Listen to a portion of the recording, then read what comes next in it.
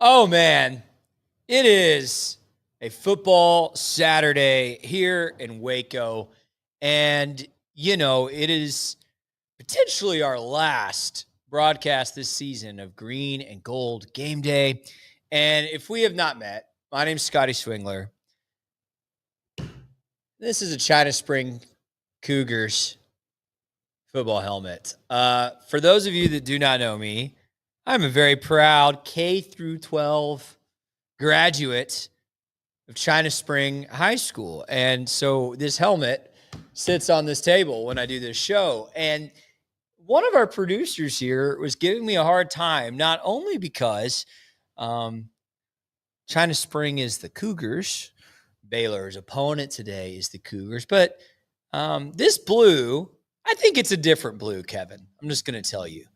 But this blue is not too dissimilar from the Houston Cougars alternative blue color. I think the Houston Texans have very slowly tried to incorporate. The Tennessee Titans certainly ran away with that Houston blue. But nevertheless, should you ever think that because I've got a bright blue Cougars helmet here, I am rooting for anyone but the Bears today, you would be horribly mistaken. We root for the Bears every day here, baby. And this is Green and Gold Game Day, and I'm about to tell you how Baylor needs to play on Senior Day in order to defeat the mighty Houston Cougs. This is Green and Gold Game Day. Run that intro. 365 Sports.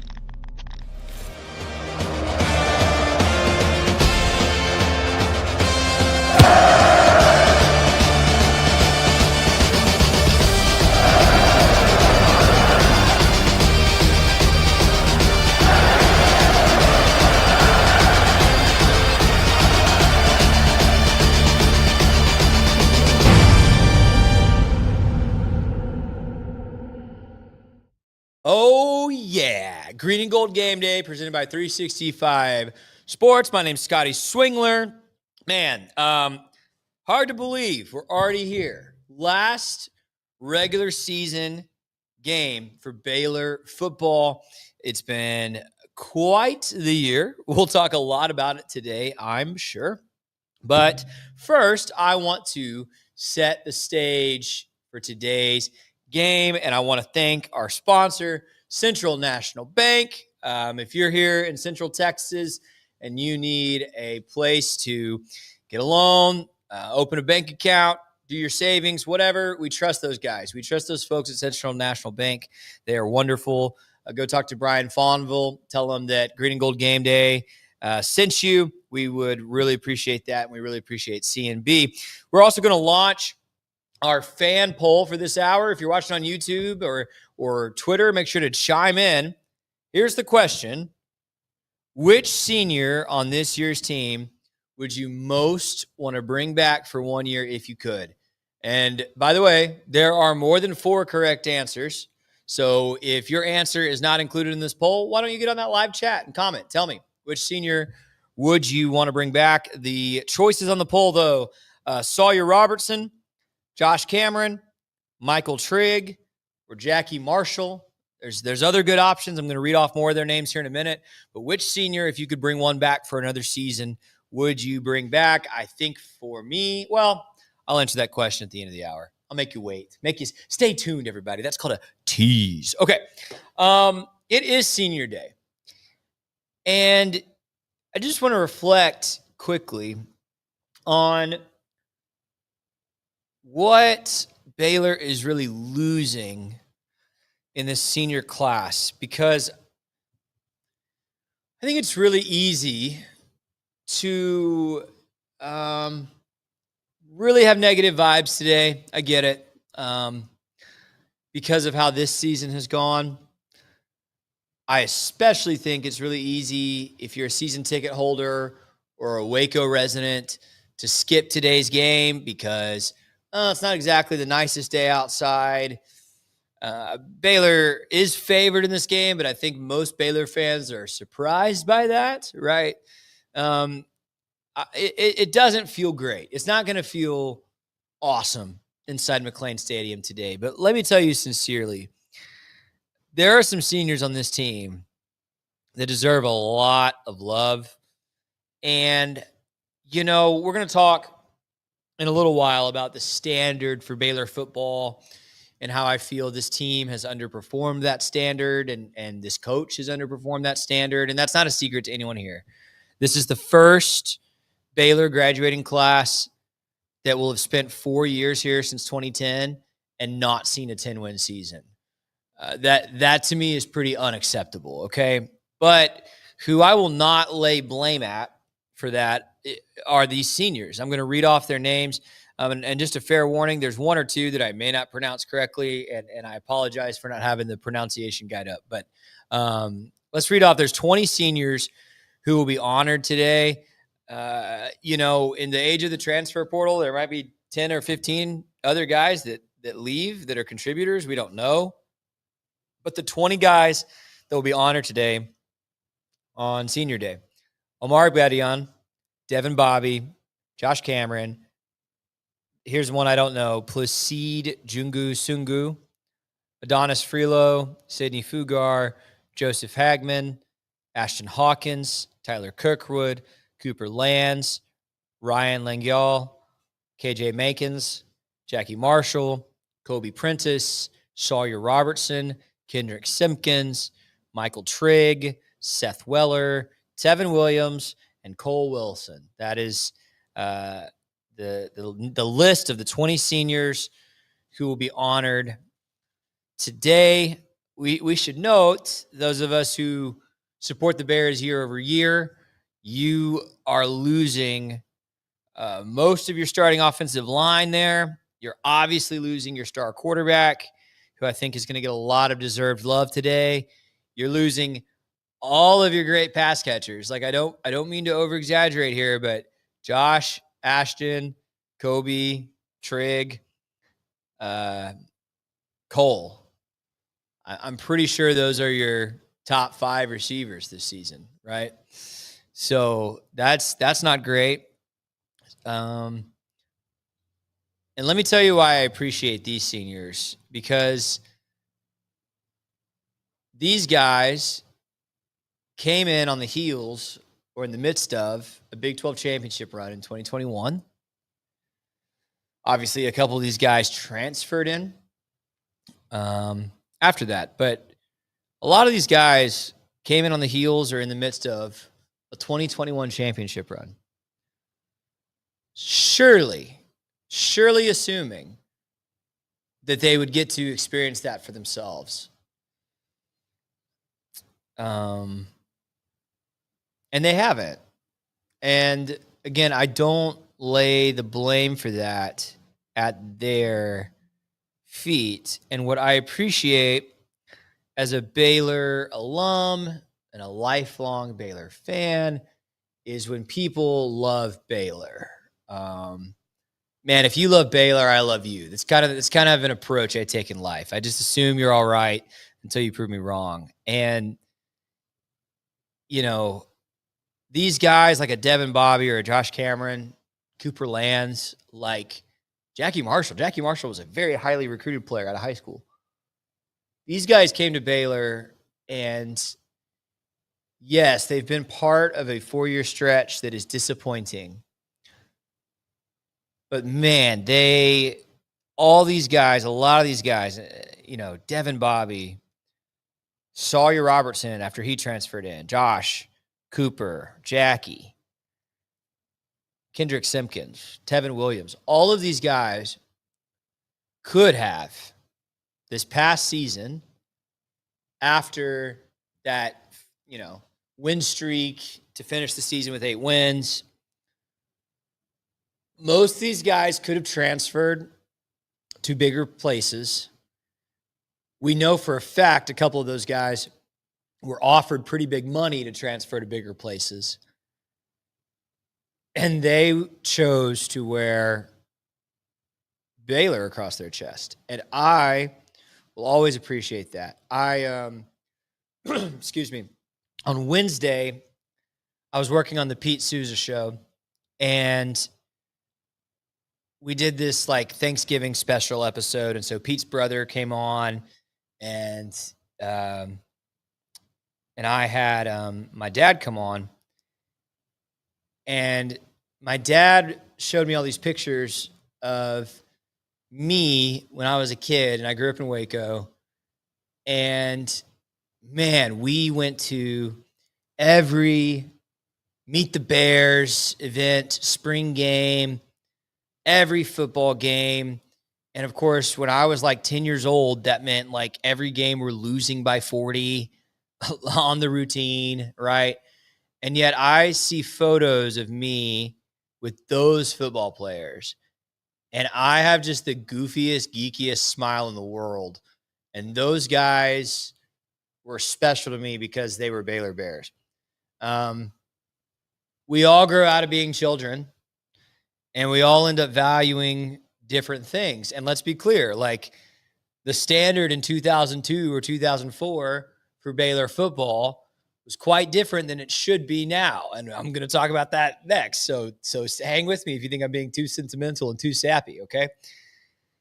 But for me, I think the philosophy that sticks is when you love a team, you love a school, you love a program, especially for those of us who then went to school there, graduated from there, met our best friends there, etc. If you chose to play for Baylor, stuck around through some adversity, and put your body on the line every day, every game, every practice, every workout for Baylor, like I'm rooting for you. That's just how I feel about it. There's a reason there are Baylor fans who would consider Jalen Petrie the greatest player in school history. Now, but to be clear, that's not the majority of Baylor fans, but I know Baylor fans would say, oh, Jalen Petrie. And it's not because he was a Thorpe Award finalist. Did he win that award? Sorry. My throat's clogging up as I'm talking. This is great. We're doing great. Thanksgiving, right? There's people who would consider Jalen Petrie the greatest in Baylor history, and it's not because of how elite of a player he is. It's because he was the one recruit that was committed to Baylor. And when the entire Briles scandal came out and he was fired, and that whole Briles staff coached that one weird year under Jim Grobe, and it was the most tense thing I've ever seen on a football sideline, there was one recruit who held his commitment to Baylor, and it was Jalen Petrie. And the name across the front of the jersey for him was so important, he stuck with it, okay? These seniors have done the same. And surely a guy like Josh Cameron, who I know is like a faithful Christian guy, positive guy, by all accounts, like the best human you'll meet, surely he has late night thoughts like any of us would. What if I had gone to A&M? Right? What if I had gone to Texas? What if I had just jumped ship? And what if I was playing at Alabama right now? Surely he's thinking about that, at least on occasion, right? He's human. All of us would.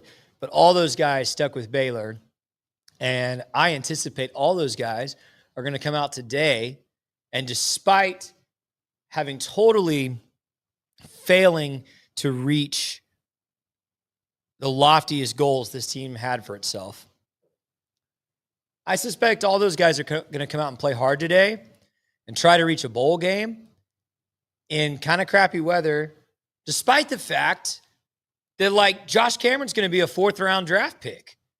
Sawyer Robertson could be a 3rd or 4th-round draft pick. Michael Trigg could be a 1st-round draft pick. I know he's questionable today, but, you know, Ashton Hawkins is trying to get drafted.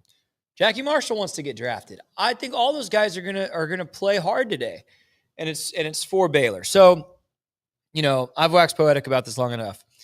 If you're in town, if you have season tickets, if for whatever reason you're watching this and it's like, I'm gonna watch the weather, I don't know, just come out to the game. Just come out. And if you enter the stadium, get an overpriced bucket of popcorn, cheer for the seniors before the game, and then leave in the first quarter, I don't care.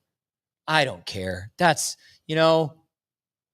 honestly, Pearson, that might be my game plan. Let's just be real about it. Like, depending on how things go in that first quarter, that might be what I do today. But yeah, these guys deserve our support. And I've seen some really negative comments this week of people, no, they don't, or we shouldn't support losing, brother, for the third and final time, give me a commercial break, and I'm going to get into waxing poetic about why we shouldn't support losing and why we're underperforming a standard and why Willie Fritz is everything Baylor should be looking for in a head coach.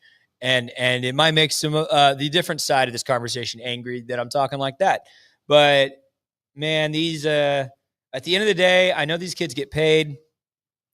I know we want to win. I know we have standards and hopes.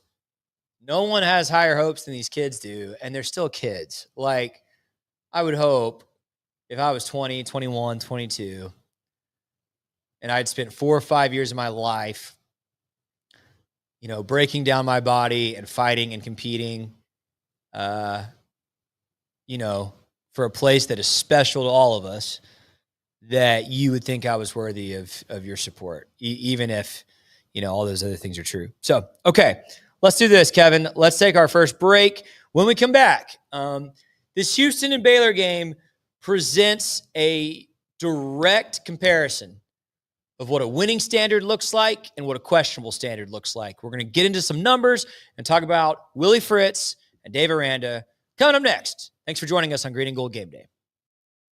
Nation rolls along with Allen Samuels Dodge Chrysler Jeep Ram. Start with award-winning service and factory-trained techs. Then shop our new and used lineup from cars, trucks to SUVs, all makes and models. Running a business? We're your Central Texas headquarters for ProMaster vans, cabin chassis, and work trucks. For power and comfort, test drive the Ram 1500, the Motor Trend Truck of the Year winner again.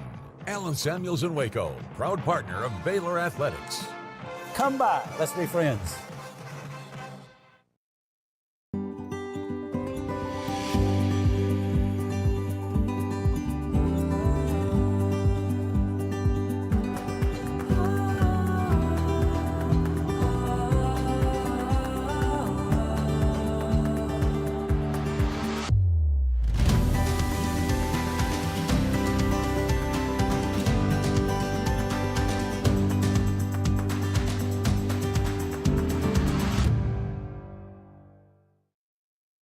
If you want the best for your body, you want Ascension Providence, the largest sports and orthopedics group in Central Texas. Using innovative and cutting-edge technology, we're able to understand your body better than ever, delivering treatment with precision.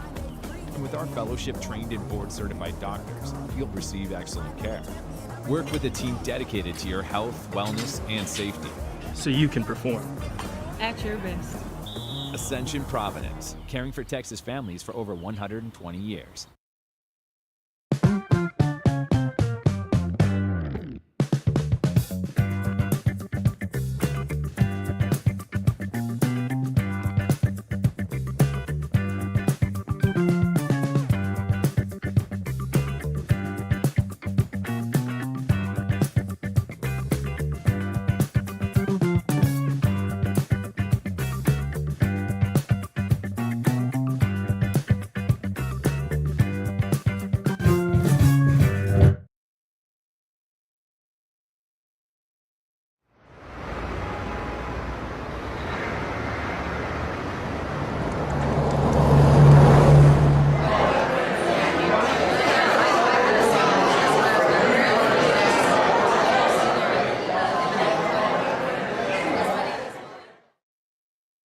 At Camp Info Waco, we believe fun is more fun outside. We also believe fun is more fun in the pool, by the water park, at your RV, in a cabin, and with the friends and family you love the most. So grab a drink, take a ride, and stay a while. We think you'll discover that fun is more fun outside, too.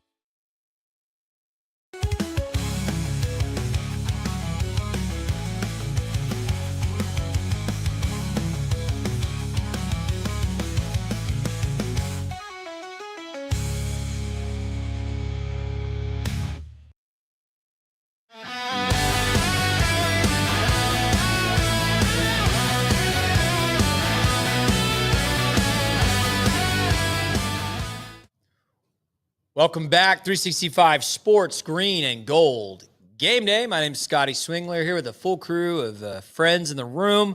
Matt Mosley and Faith Lynch coming up at the top of the hour. We'll also be on KWTX at the top of the hour. So if you're here in Central Texas, you can join us on Channel 10, and we'd love to see you there. I should acknowledge, I spent way too long just praising these seniors. I should go ahead and acknowledge Baylor's got some finalists for some national awards, and I think Trigg has a pretty good chance here of winning it. So Michael Trigg, the finalist, one of 3 finalists for the Mackey Award that goes to the nation's top tight end.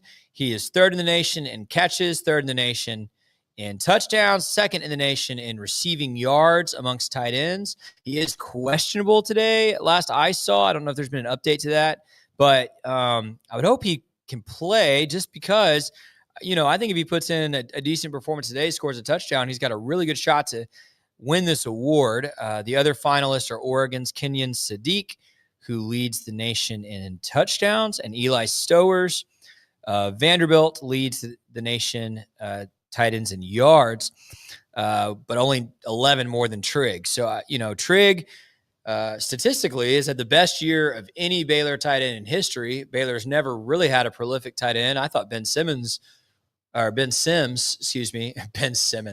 That's the basketball player. What a bad misfire in my brain on that one. Nobody wants that guy on their team. But Ben Sims, I thought was outstanding for Baylor a few years back. But Trigg is doing other stuff. So he's a finalist for the Mackey Award. And then Palmer Williams announces a finalist for the Ray Guy Award. Of course, Baylor's had multiple finalists for the Ray Guy Award, and famously Daniel Sepulveda won it twice. He was the first 2-time winner of the award, back on those crappy Baylor teams I loved when I was a kid that I was talking about a little bit ago. So I was a little surprised, to be honest with you, that Palmer was named a finalist. I think it tells you a lot about how he is respected throughout college football as one of the best punters in the country, because last year, he had 43 punts and averaged 49.3 yards with a long of 79 and 5 touchbacks. This year, from 43 to 25 total punts, and I knew that. I was like, we don't ever punt. How's that guy a finalist?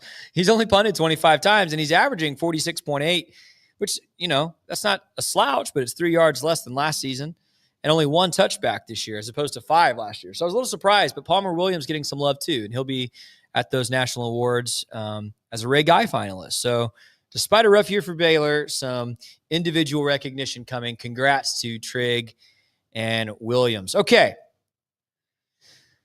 Oh boy. Okay. There's a lot that's interesting about this Houston-Baylor matchup, right?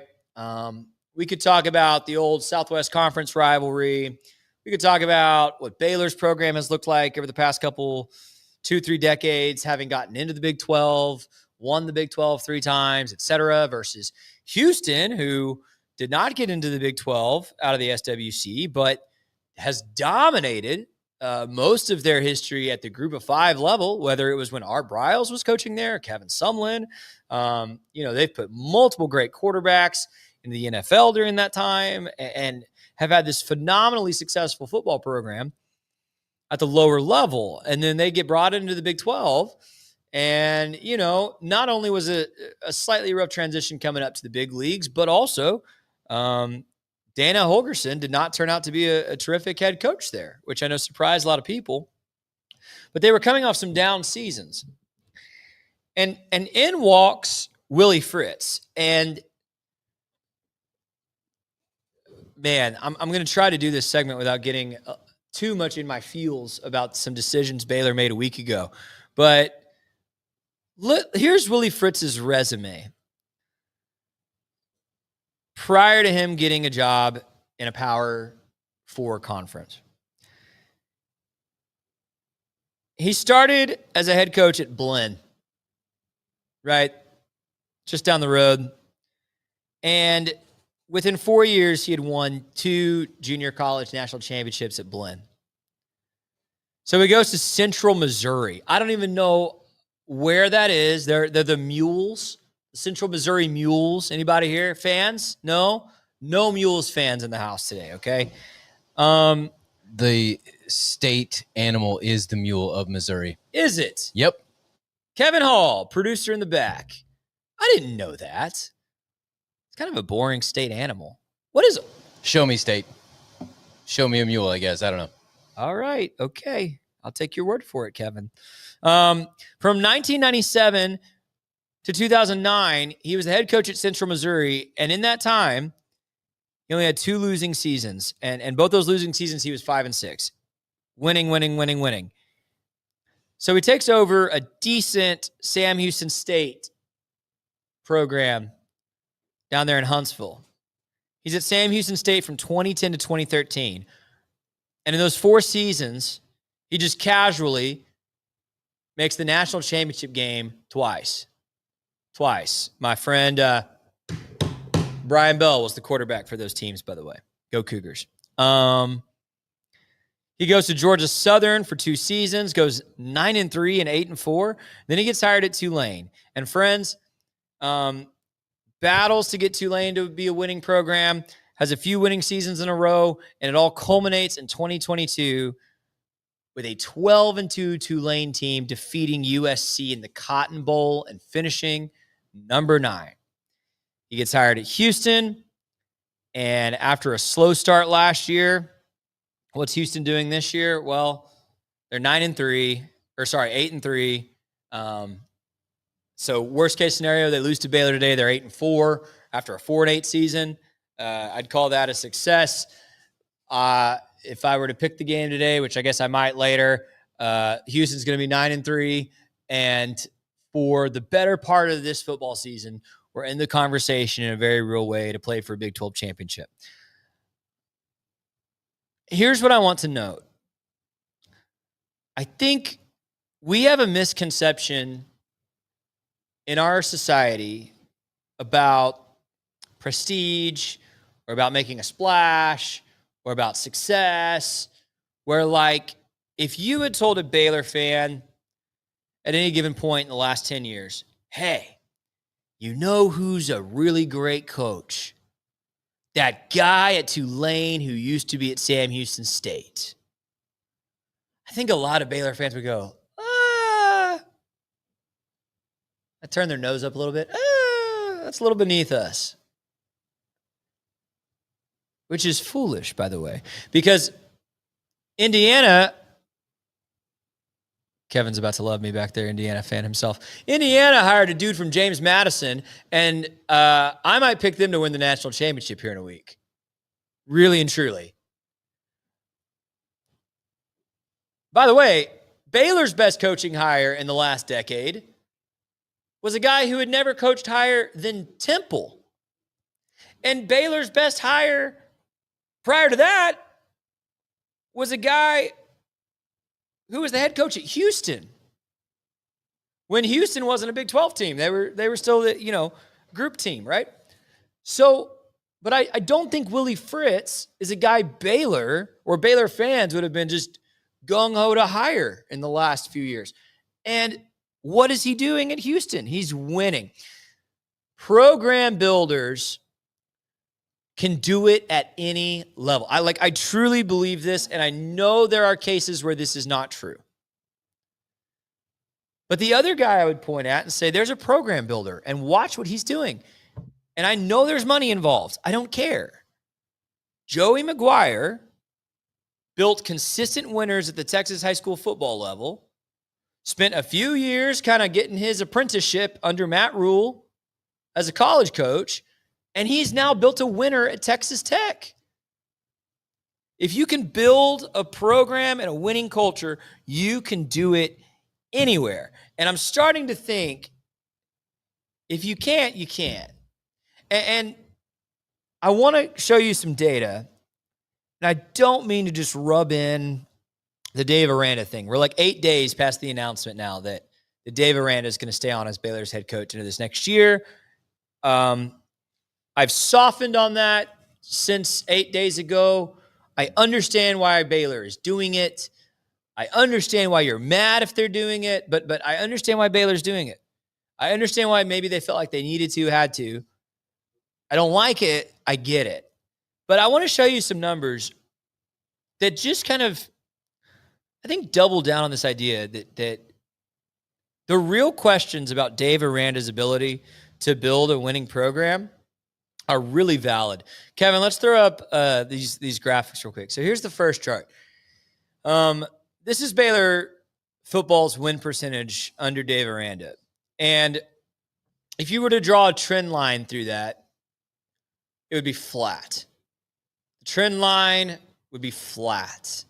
There's no real regression here. So I don't want to be like, there's part of me this season that's like, Dave Aranda's taking our football program into the tank. Like, you can't definitively say that, but it's not been elevated either. This is a flat trend line. This is who Coach Dave Aranda has been here. I think even more compelling, though, and speaking very strongly to Baylor fans' frustrations, are what happened when you put this trend line in the context of what Baylor's been through since 2000. Kevin, throw up that next graphic for me. Okay. Look at the dramatic swings after the Briles scandal, right? So I want to put this in context. We're starting with Kevin Steele and Guy Morris. I am not accusing Dave Aranda of being Kevin Steele and Guy Morris, despite the fact that I've said some things that might imply that this football season, okay? But that Kevin Steele and Guy Morris, like, you can just see, that's a bad football program. You're averaging about 3-4 wins a season there. Nobody wants to be down that low on the chart. By the way, see that little spike in the Guy Morris? China Spring Cougar, Sean Bell was the quarterback of that team. Okay, there's my Scotty aside. But look at the trajectory of the next three guys. Briles, up. Like, that is an awesome representation of what, just football-wise, right, that guy did for that program. Straight up. We love it. Then there's a really dramatic fall off to that one-win Matt Rule season, right? That's the bottom of the chart. We'll just call that post-scandal blues. We got that 2-season drop-off. But then look at the Matt Rule trajectory, right? And I know saying trajectory when he was only here 3 seasons might be a bit much for some folks, but straight up, right? Straight up. By the way, I've argued and probably will continue to argue that highest little bullet point there that's technically under the Aranda timeline, that is a result of the trajectory you see under Matt Rule. Straight up. Kind of pinnacle moment being that 2021 championship with Dave Aranda. And then what happens? Matt Rule's recruits leave. Joey McGuire leaves. And we go down and up, and we're down again. But I want you to look at this roller coaster ride Baylor fans have been on since 2017. Highs and lows. That is how you agitate a fan base, y'all. That is how you have a fan base that's not just agitated, but I might even use the word, I don't mean to over psychoanalyze like groupthink here, but I might even use the word like insecure. Like, what are we going to get on the football field this year? 12 wins? 2 wins? Who knows? Dave Aranda's our head coach. We've done both. Right? And it doesn't feel good. It doesn't feel good that Phil Steele picked Baylor to win the Big 12 in 2025, and we're about to finish with 5 wins. So you can see here why Baylor fans feel unstable, over it, exhausted, ready to quit. You can see it. And it's the opposite of what an Art Briles was. It's the opposite of what Matt Rule was here. It's the opposite of what Willie Fritz is. It's the opposite of what Kurt Signetti is. There's no growth on the back half of this chart. There's no trajectory. It's just pendulum. Okay. So when I made these charts midweek, guys, I published these on X. I thought this really illustrated, hey, Dave Aranda's struggling. Here's why everybody's frustrated. Look how wild this is. And someone replied, and said, why don't you compare each coach's over-unders, like each season, how they did versus the over-under. Now, I need to admit to you, I realized the day after I published this next chart, there's one minor error. I'm not going to acknowledge it, but if you catch it at home, there is a minor error on this chart, but it is not a major error. The primary points still stand when you look at these over-unders, and I want you to look at this, okay? Here are Baylor's wins under. Can you take off that bottom bar for me, Kevin? I know that's, there we go. Here are Baylor's wins versus the Vegas preseason over-under year over year. And I want you to see something. Bryles was 5-0 against the over-under. He went over every year. Bet the over if Art Bryles is your coach. By the way, Eastern New Mexico next season. I don't know that Vegas puts lines up for Eastern New Mexico. Bet the over. Just bet the over. You'll win some money, okay? Matt Rule. First season was bad. We all know this, right? But next 2 seasons went over.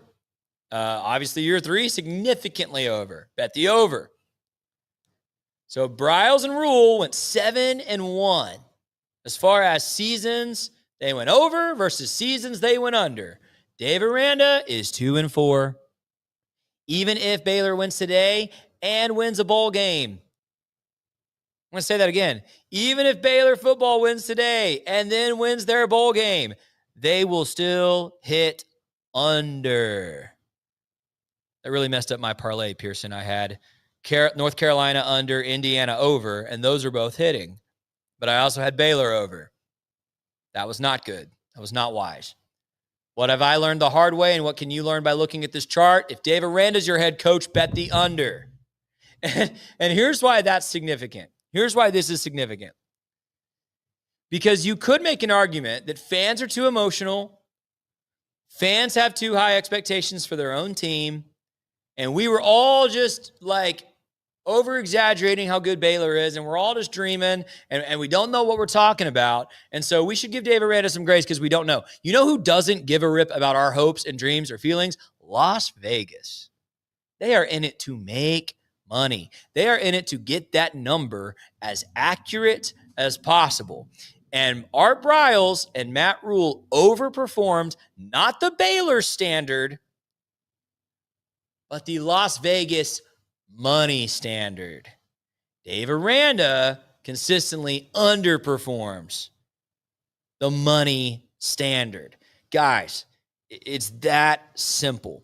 And obviously, you can take that chart down, Kevin. Thank you. Obviously, I'm not calling for his job at this point. He's coming back. I hope Baylor goes undefeated next year and wins the Natty, and Dave Aranda gets a statue. That's not hyperbole or exaggeration. I want that for my school, and I like the person, just like all of us do. But here's the difference. There are coaches who build winning culture, who consistently overperform the standard. And so far, and by the way, 6 seasons is a good length of time to evaluate this. So far, Dave Aranda seems incapable of doing so. By the Vegas numbers, in comparison to other Baylor coaches, and otherwise. I am really fascinated to see how these teams come out and play today, how well they're coached, because I have a strong suspicion the more disciplined football team and the more ready-to-play football team will not be wearing green and gold today. I have a strong suspicion it will be that winning culture underneath Blinn College and Sam Houston State's own Willie Fritz. And Baylor should consider that when evaluating next football season and what they want to do moving forward. It is time for another break. When we come back, 2 weeks ago, I started a new segment that I should have been doing all season, Kevin. This is why I need a producer. I don't need to be the producer and the host. It's called Scotty Swingler's Swing Statistics. And in both weeks, the last 2, I told you the stats that would determine the outcome of the game, and not the score, by the way. Don't the scoreboard. Don't be sarcastic about this. This is real stuff.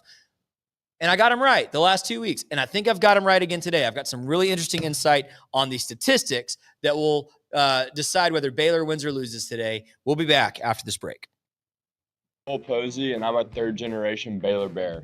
During my time playing baseball at Baylor, I started a hat company called Hondo, which started as meek and humble beginnings, has quickly grown into something more. Over 40,000 hats sold, and then over 100 retail locations nationwide. I love vintage Western hats, but couldn't stand the condition they came in, so I decided to make my own.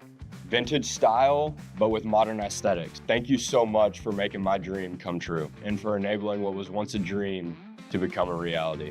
God bless.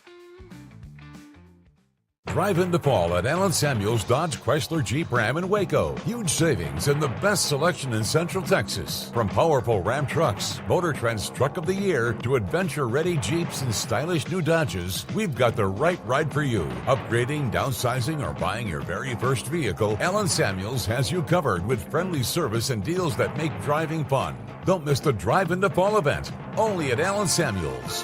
Come by. Let's be friends. Everyone, hello. Guys, welcome back to Dear Sports. I am so pumped to be back in the podcast world and filming season 2 of Dear Sports. On this podcast, you're going to find stories from former and current athletes about their journey through sports and the impact it has made in their life. Make sure to subscribe on YouTube and follow our Instagram and Twitter to stay updated on all things Dear Sports.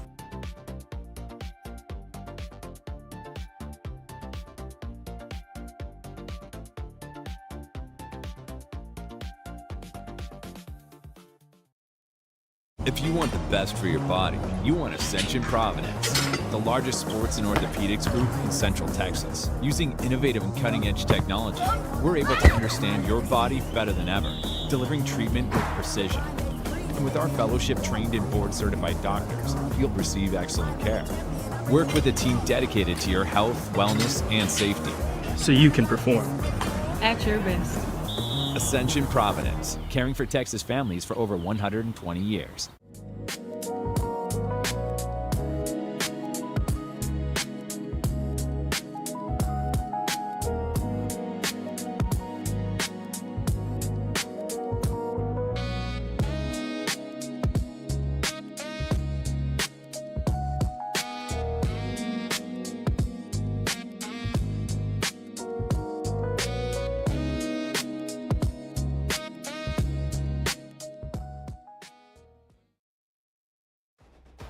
Falconberry Construction is now Gather & Co. Kitchen and Bath. Check out gathercoremodeling.com.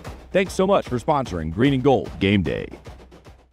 At Camp Info Waco, we believe fun is more fun outside. We also believe fun is more fun in the pool, by the water park, at your RV, in a cabin, and with the friends and family you love the most. So grab a drink, take a ride, and stay a while. We think you'll discover that fun is more fun outside, too.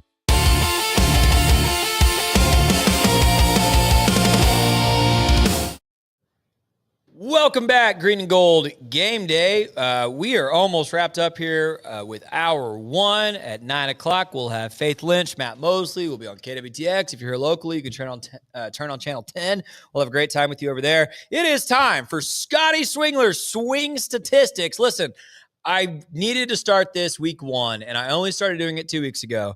And I'm 2-0. When I tell you the statistics that will determine the outcome of the game, I've been right 2 weeks in a row. And I did a lot of digging into the statistics here, and I think I've got the answer. So here's what we've said the last 2 weeks. The last 2 weeks against Utah, I gave 3 statistics that would determine the outcome of the game. I said Baylor needed to have within 70 yards rushing of Utah. It was not even close, right? I said Baylor needed to win the turnover battle. They lost the turnover battle. Sawyer Robertson, the easy one was, hey, Sawyer needs to have a passer rating over 75. He was under 75. Baylor went 0 for 3 in those statistics. Baylor lost. Last week, I had one statistic last week. I had one. I said red zone. Red zone will determine who wins this game last week, right? Not only did Arizona get into the red zone more often than Baylor, 5 times versus 3, Arizona got 20 points off those red zone trips last week. Baylor got 10. Obviously, there was a lot of other factors, especially late in that game. But again, red zone mattered. Baylor lost. Baylor lost the game. I've got 3 statistics for you today that are going to swing this game. And if Baylor's going to win, they need to win in these 3 ways. Number 1, and this won't surprise anyone, but I was still a little astonished by the difference in the numbers here. In Baylor's wins this season, opposing quarterbacks have rushed for 27.2 yards per game. Again, in Baylor's wins this season, 27.2 yards per game rushing for the quarterbacks. In Baylor's losses this season, opposing quarterbacks are averaging 84 rushing yards per game. Again, the difference, 27 to 84. Houston quarterback Connor Wegman averages 47.5, which is right in between those numbers. Baylor, just hold him to his average. Just hold him to his average, okay? I'm not even saying hold him to 27, like your average and your wins. I'm saying hold Connor Wegman to about 47.50 rushing yards today. Do not let him go for 113 like he did against TCU last week. And he's capable of that. Utah, 2 weeks ago, the last time Baylor was at home, it was the backup quarterback that ran wild, right? Hold Connor Wegman to his average rushing performance. That is the key statistic, number 1. Number 2, and these are all defensive emphasis, by the way, Pearson. I think Baylor's offense will be fine. Houston's defense is great, by the way, but Baylor's offense will score. These are all defensive stats. Okay, number 2. Hey, Baylor D, 2 picks. 2 picks. You need 2 interceptions. Baylor's turnover margin is bottom 5 in the country. And in Houston's 3 losses, they have thrown 2, 2, and 1 interception. 2, 2, and 1. You want to win today, Baylor? Go get 2 interceptions. By the way, Houston's only thrown 9 interceptions all season. So 5 of those coming in losses. 2 of those losses, it was 2 picks that did it for them. Baylor's defense needs to not just force turnovers, but specifically pick off Connor Wegman twice. So a lot of this, I mean, you're hearing, I'm kind of drilling down on one thing. Don't let Connor Wegman run wild on you. Pick him off twice. If you do that, I think you win. If you don't do that, I don't think you win. I think Connor Wegman probably eats you alive. Here's the last one. I don't know if anyone else looked at this loss they had last week to TCU, which was shocking to me, right? I'm shocked. 17-14 final. I didn't watch the game. It's even more shocking when you open the stat sheet. Let me tell you all the ways that Houston won over TCU in that ball game. Houston won the turnover battle 4-1. I'm going to say that again. Houston lost last week, but they won the turnover battle 4-1. Houston won the time of possession last week against TCU. Houston won the penalty battle against TCU last week. TCU had twice as many penalty yardage. Houston was within 35 total offensive yards of TCU. It's not like TCU just absolutely crushed them, okay? Do you know what the difference was? Last week on 3rd down, Houston went 4 for 17. 4 for 17. TCU's defense was getting them off the field on 3rd down. So Baylor, you have to get off the field when you have a defensive 3rd down. It is backbreaking, right? And any of us who've played football know that. Those of us who watch football enough know that. It is backbreaking to stuff a run on 1st down, maybe give up like a 3-yard bubble screen on 2nd down. It's 3rd and 7. The stadium gets loud. And then, oh my God, they completed another pass over the middle for 15. And now we get back ready for 1st, right? That is exhausting. Houston lost that game to TCU last week. Despite winning the turnover battle, winning the penalty battle, winning time of possession, having almost the same offensive yardage, they lost because they could not convert 3rd downs. And Houston, unlike Baylor, is not a team that's going to go for it every 4th down. So play well on early downs, get them off the field. So again, the 3 statistics that will swing this game. And I'm telling you, I'm going to be right again. If Weigman is under 50 yards rushing, if Weigman throws 2 interceptions, and if you can get off the field on third down, if their third down percentage, let's just pick a number, if they're under 50% on third down, if all 3 of those things happen, Baylor, congrats, you're going to go to a bowl game. If you let Weigman run wild on you, if you let Weigman pick you apart and don't force a turnover, and if you can't get off the field on third, it's going to be a long day. It's going to be a long day. So those are the swing statistics. And hey, here's a good opportunity to plug this. You say, Scotty, there might not be any more Green and Gold game day this year. How can we catch up with you? Hey, tomorrow night at 5:00, Terrence Ganaway and I will go live and we'll talk about it. We'll do it. It's called Please Bear With Me. Check it out. It's on YouTube. Andrew, we got some poll results. Let's look at these poll results for hour 1 here. I asked if you could bring back, and this doesn't surprise me, right? It's probably what I expected. Which senior would you most want to bring back for one more season? If you could bring back one more player, Sawyer Robertson, 54%. Not a surprise. A lot of question marks around that quarterback position for next season. That guy, you can say a lot of things about this football season for Baylor.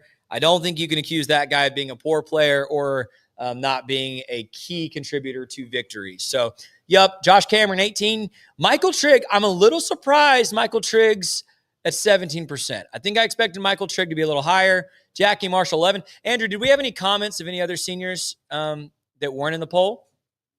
Okay, no, he said. Thank you, Andrew. Appreciate that. I'm going to tell you what my answer is, and it might surprise you. And I love, this is not an anti-Sawyer Robertson take because he's one of my favorite players we've had in a very long time. My answer would be Josh Cameron. It'd be Josh Cameron. And I'm biased because Faith and I kind of got to hang out with his mom, and she's pretty fantastic. And, he's not a quarterback, and that's the most important position on the field. But if you want a culture guy, and by the way, the one guy, despite that 2 fumble performance early in the season, the one guy that is going to be in the right place at the right time and make the play when he needs to, very few guys in Baylor history I have more confidence in than Josh Cameron. Very few. So thank you for participating in that. I got about 5 minutes. I'm going to need to throw to break. I went too fast on my swing statistics, Kevin. I was so excited. That's okay. Matt Mosley's in the room laughing at me. By the way, Matt Mosley and Faith Lynch coming up at the top of the hour. Very excited about that. Baylor, Houston today. What's the weather like outside? Is it still raining? Messy.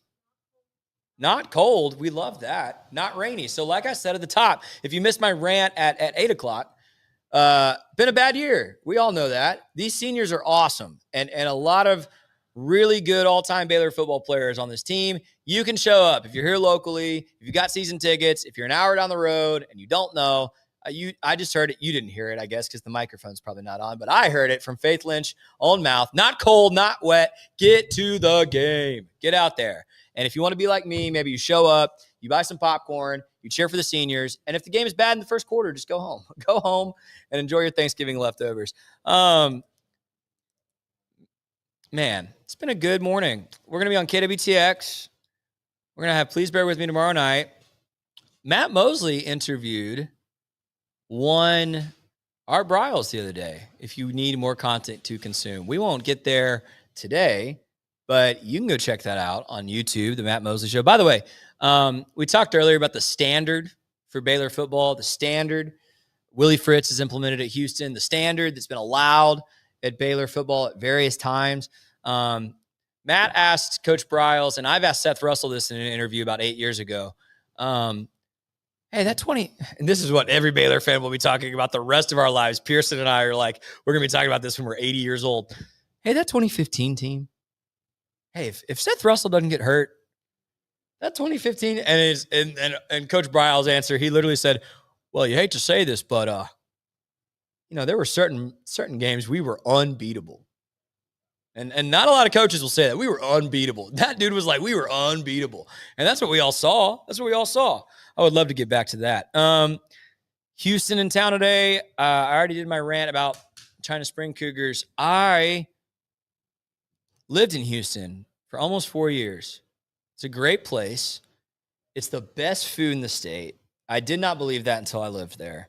And I miss being able to drive 15 minutes and get ramen from like first generation immigrants or sushi, or they had the best Greek food in the state. I've been to Greece, so that's a big deal to me. I want good Greek food. Nico Nico's.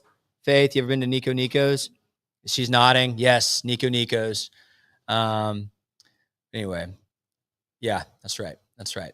So yeah, we love Houston, but we hate when Baylor loses. We're rooting for a big win today. Again, swing statistics, if you missed that a second ago. Baylor needs to hold Connor Wegman to his rushing average. They've given up 27 yards per game to quarterbacks, rushing in wins, 84 per game in losses. Houston lost 3 games by throwing interceptions, 2-2-1. And Houston went 4 for 17 on third down last week. It is the only statistic where they were worse than TCU and they lost that football game. You got to get off the field on third down. This is about going to do it for me in hour 1. When we come back, we're going to have Faith Lynch, Matt Mosley, hour and a half more of content. We'll have the voice of the Houston Cougars preview the opponent. Faith and Matt will have their excellent analysis and insight as always. I really appreciate you joining us, not just today, but all season long. I appreciate your support. If you want more Baylor football content, I really don't think there's a better place to be than 365 Sports and Rogue Media. You can check out the Pete Souza Show, Matt Mosley Show, Green and Gold Game Day, obviously this show. Please bear with me. That's Terrence Ganaway and I. We would love for you to join us. We talk Baylor football, Baylor basketball, all season long on all those programs.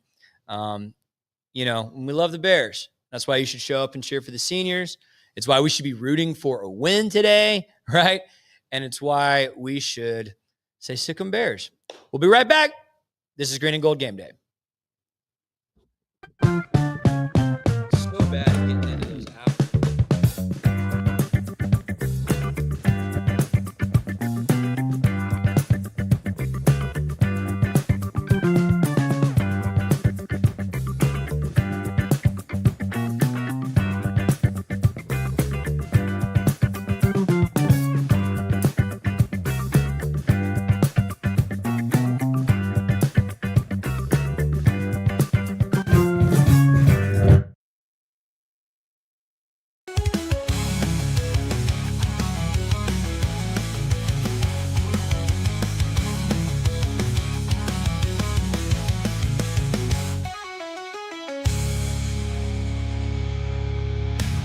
If you want the best for your body, you want Ascension Providence, the largest sports and orthopedics group in Central Texas. Using innovative and cutting-edge technology, we're able to understand your body better than ever, delivering treatment with precision. And with our fellowship-trained and board-certified doctors, you'll receive excellent care. Work with a team dedicated to your health, wellness, and safety. So you can perform At your best. Ascension Providence, caring for Texas families for over 120 years.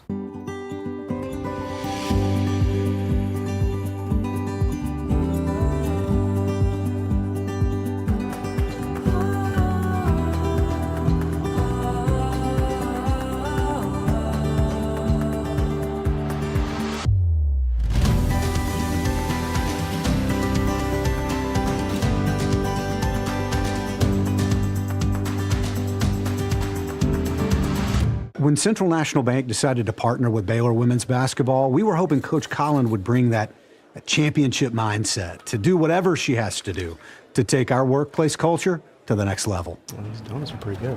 Guys, how we doing? We're good, Coach. Craig! What are you doing? What do you mean? You have to dunk it.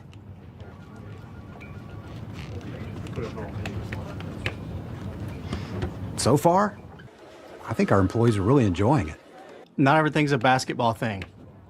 Did you say something, Craig? No, ma'am. That's what I thought.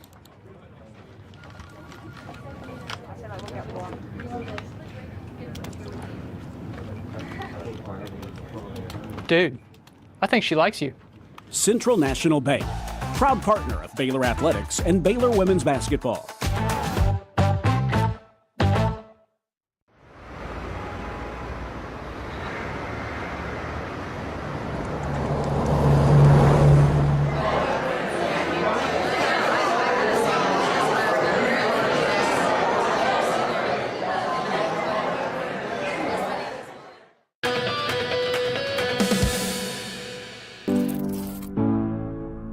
365 Sports.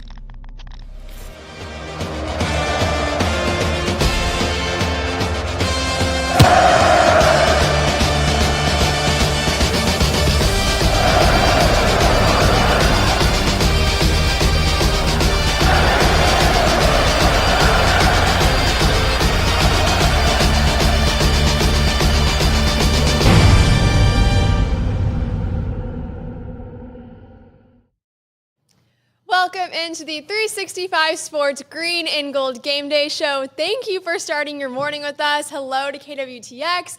If you are coming from YouTube, I'm sure you enjoyed talking to Scotty this morning. I'm Faith Lynch here with Matt Mosley. We have Baylor versus Houston, last home game of the season. Could be Baylor's last game today. If they don't win, make a bowl game. We'll stick around and see. We're going to break it all down for you this morning. Matt, thanks for being here this morning. Good to be with you. I'm excited you're here. Yes, you seem surprised. I did make it back after Thanksgiving. Lots of eating involved and a few more pounds. Surely no one can tell. Let's not come in too quick on that shot. A little close for my taste.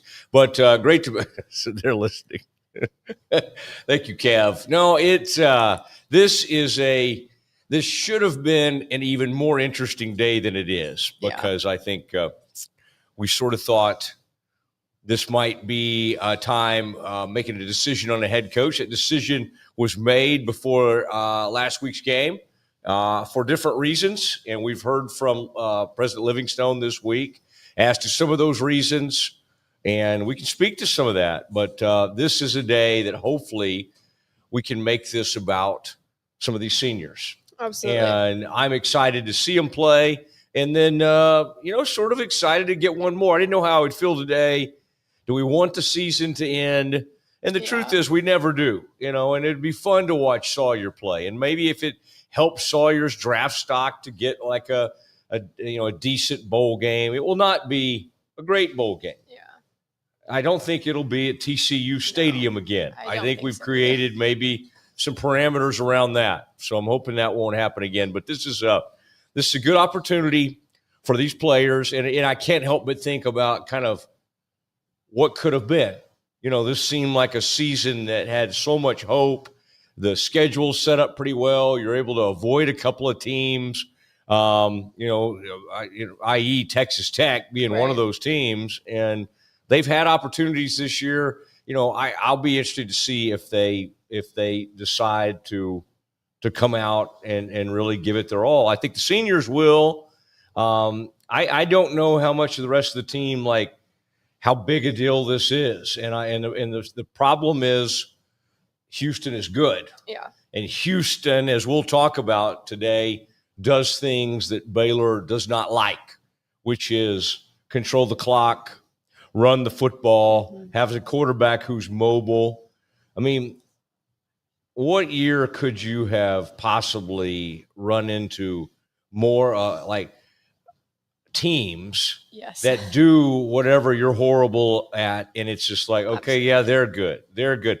I heard a guy, I was listening to one of those Locked On podcasts today, and they were talking about Bird Ficklin, the guy from Utah that ran all over Baylor. And they said, well, Bird Ficklin is now the starting quarterback for Utah. He's not. It might have felt like it that game because he had 6 carries for about 166 yards. But it's just every quarterback tends to have a tremendous amount of success against the Bears.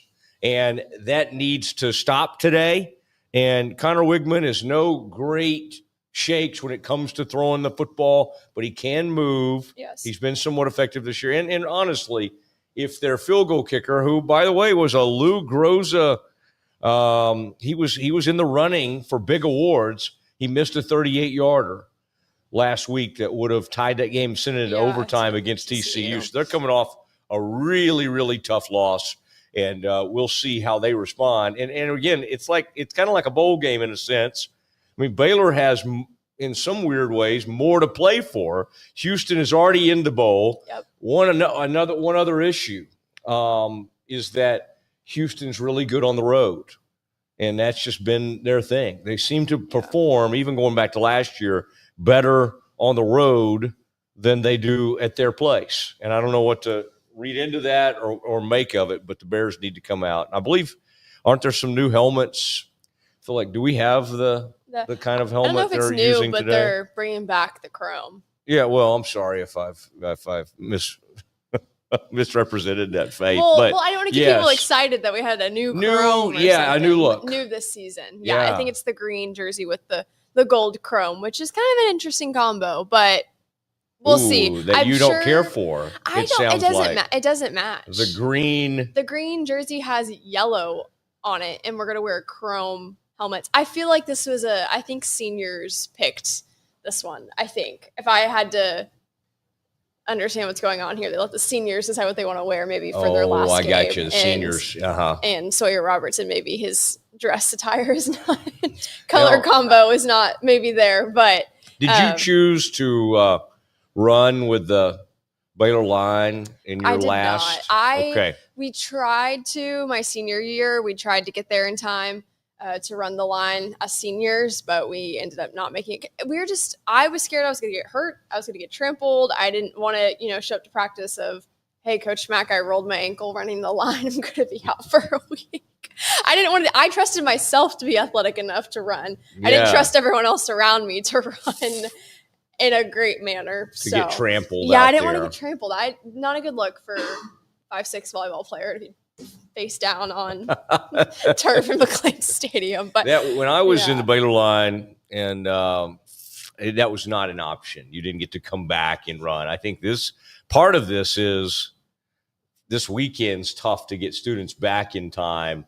And so let's pad the numbers just a little bit. I think more folks out there. Yeah, I hope some seniors will come back just to run the line. I think some will. I hope. I don't know. It was supposed to be storming this morning and raining. It was supposed to be kind of cold. It's really not that bad. So we'll see. I think the rain's kind of disappeared until 2 or 3. Are you saying Scotty had the forecast wrong? I mean, I don't think he had it wrong. Scotty had really been big on there was rain and there would be a lot of thrashing. It's Texas. You can never be sure. Yeah. If you don't like the weather, wait 10 minutes. It'll probably change. I've heard that. I like that. Yeah. No, it could be. I was sprinkling on me when I came to the studios. I like being on the scene. I like being next to the stadium and all that. But I also love these cozy studios. AWTX. Oh yeah. How fun is that? It's so fun to be on there and everybody waking up, having their breakfast this morning after the holiday.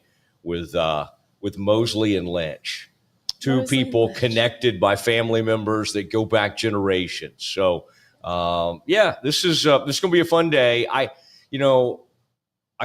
wondering what the crowd, and we can slide right in here to Mosley's mind if we. Well, you talked about like tradition and some things of we can launch our first hour fan poll. Do you view Houston versus Baylor as a rivalry? That's just I forgot that Houston was in the Southwest Conference because I was not alive during the Southwest Conference. Sorry to age you, Matt, but Southwest Conference, kind of Texas team. Not really. No way. All my hatred is reserved for the Frogs. I think they thrown some faith spark into some of these answers, I think. But make sure you interact with our poll. Let us know what you think, and Matt and I will then give our answers once we get some of the results back. Okay, and I'm excited after we do Mosley's Mind to get some faith in the field. Oh, yeah. I think you're going to like today's piece. Is there any teas or anything you can point to? Or is it stays true to my name today. It stays true to the name. Faith on the field. Oh, okay.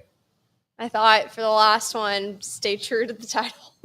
Okay. Well, faith will truly be in the field. Now, so the Houston rivalry, what people forget is they are mad too. They are mad just like TCU was. Boy, by the way, thank you, Brazos Landing. Occasionally I'll slip my glasses on. I left my glasses across the studio. I thought it was getting real serious. No, I was going to get serious, but thank you. The Brazos Landing, the Bang Bang Shrimp, the Chicken Fried Steak, the BLT. What a beautiful sandwich that is. Right over there at the Brazos Landing. Love being with them, and we'll be with them soon as we start getting ready for basketball season. Yeah. They are hosting the Baylor volleyball team for the selection show on Sunday. How cool is that? Yes, big win on the road against TCU Horned Frogs, I noticed.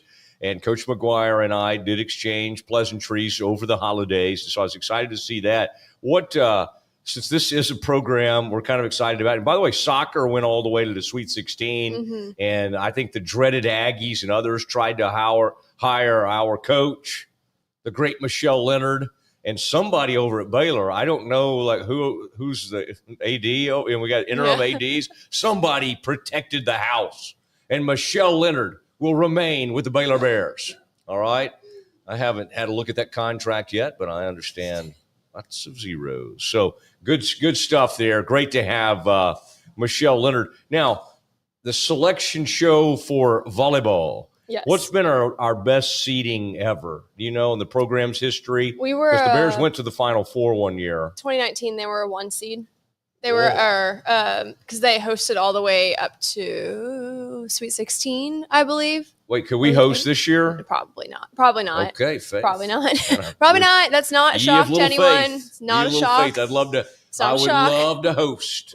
I would too. We got to host last year, which was a fun surprise, but probably not. I think it's looking like going to A&M or maybe up to Wisconsin is probably the 2 spots they may land. But we'll see. Anything can happen. So it's exciting, but so cool. This is the first time that Brazos Landing has hosted for the selection show on Sunday, which is really exciting. You can go, interact, be with the team, eat dinner there as well. So very exciting. But let's get a little bit to Mosley's mind. Yeah, we've talked right through it. I mean, in fact, I'm going to create some time later in the show to come back. I think you should. Expanded Mosley's mind. Oh, look at the graphic there. All right. I love that. I love seeing that. This is a rivalry, Faith, that it is to those of us that watch the SWC and remember those Houston teams of the late 80s and the 90s. Andre Ware wins a Heisman. David Klingler from Stratford High School in Houston has a chance at a Heisman. They put up monstrous numbers, and there was, quite honestly, never an offense like those Houston Cougars. And then before that, Bill Yeoman ran the Veer. And so my childhood memories are of Alfred Anderson and the Bears taking down Houston in torrential rains, 24-12.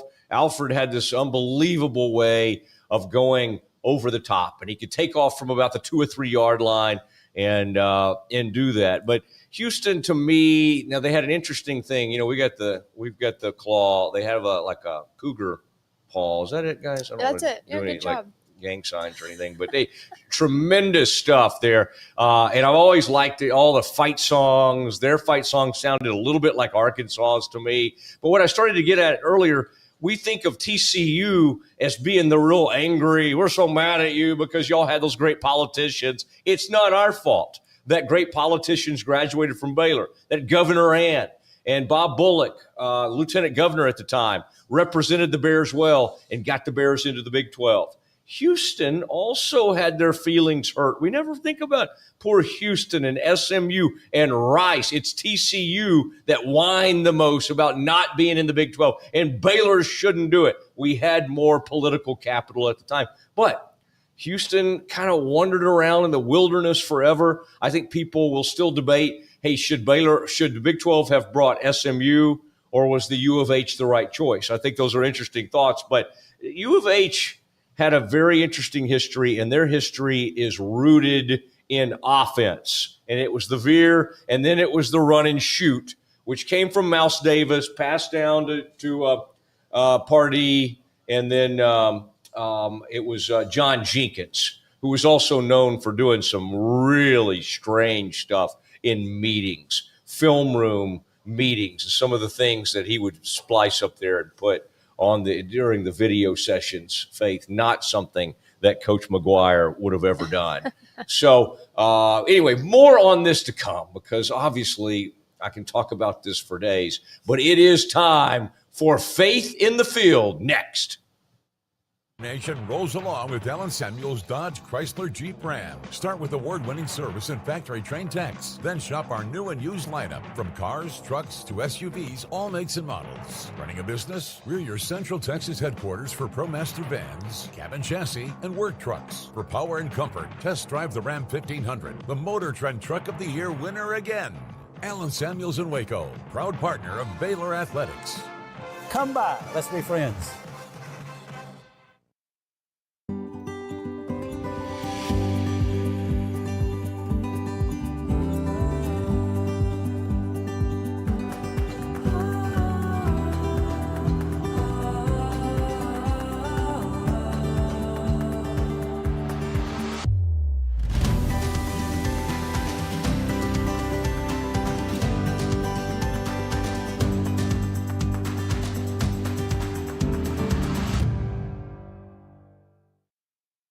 If you want the best for your body, you want Ascension Providence, the largest sports and orthopedics group in Central Texas. Using innovative and cutting-edge technology, we're able to understand your body better than ever, delivering treatment with precision.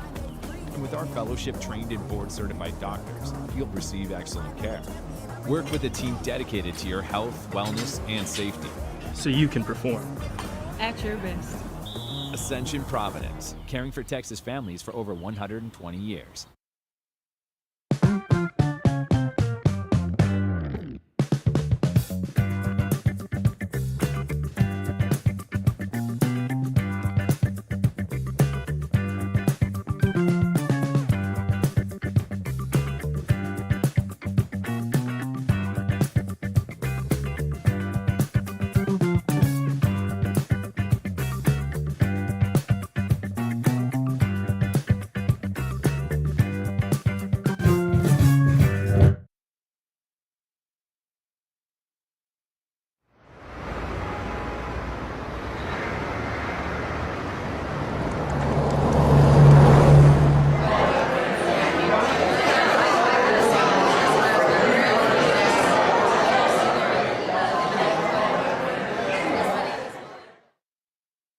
At GameFinfo Waco, we believe fun is more fun outside. We also believe fun is more fun in the pool, by the water park, at your RV, in a cabin, and with the friends and family you love the most. So grab a drink, take a ride, and stay a while.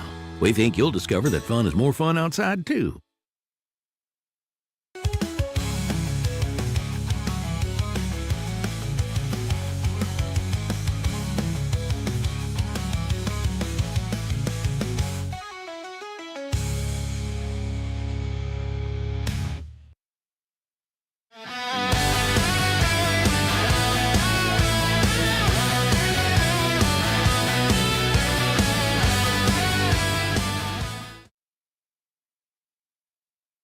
Game day. Getting you ready for kickoff. Bears and the Cougs. Getting it on at 11 a.m. This thing will start, and by about 2 or 3 o'clock, we'll know if the Bears are going to a bowl game. Are we going bowling? Will we take the show on the road?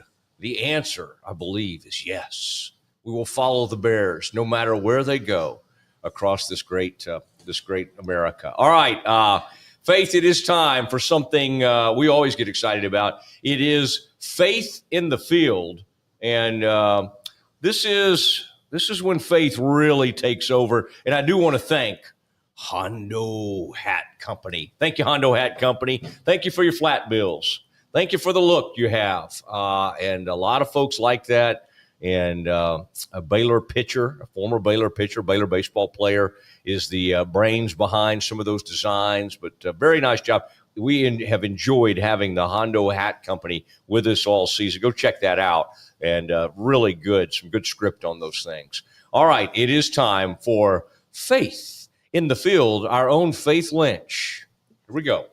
Having your name be Faith, sometimes people think that only thing you ever want to talk about is Jesus. I feel like sometimes it's hard to put my name in a, faith in the field or faith on the field. And it's sometimes that's my name. It's just my name, not anything else. But I do hope that people have not missed what has gone on in the Baylor football program this year.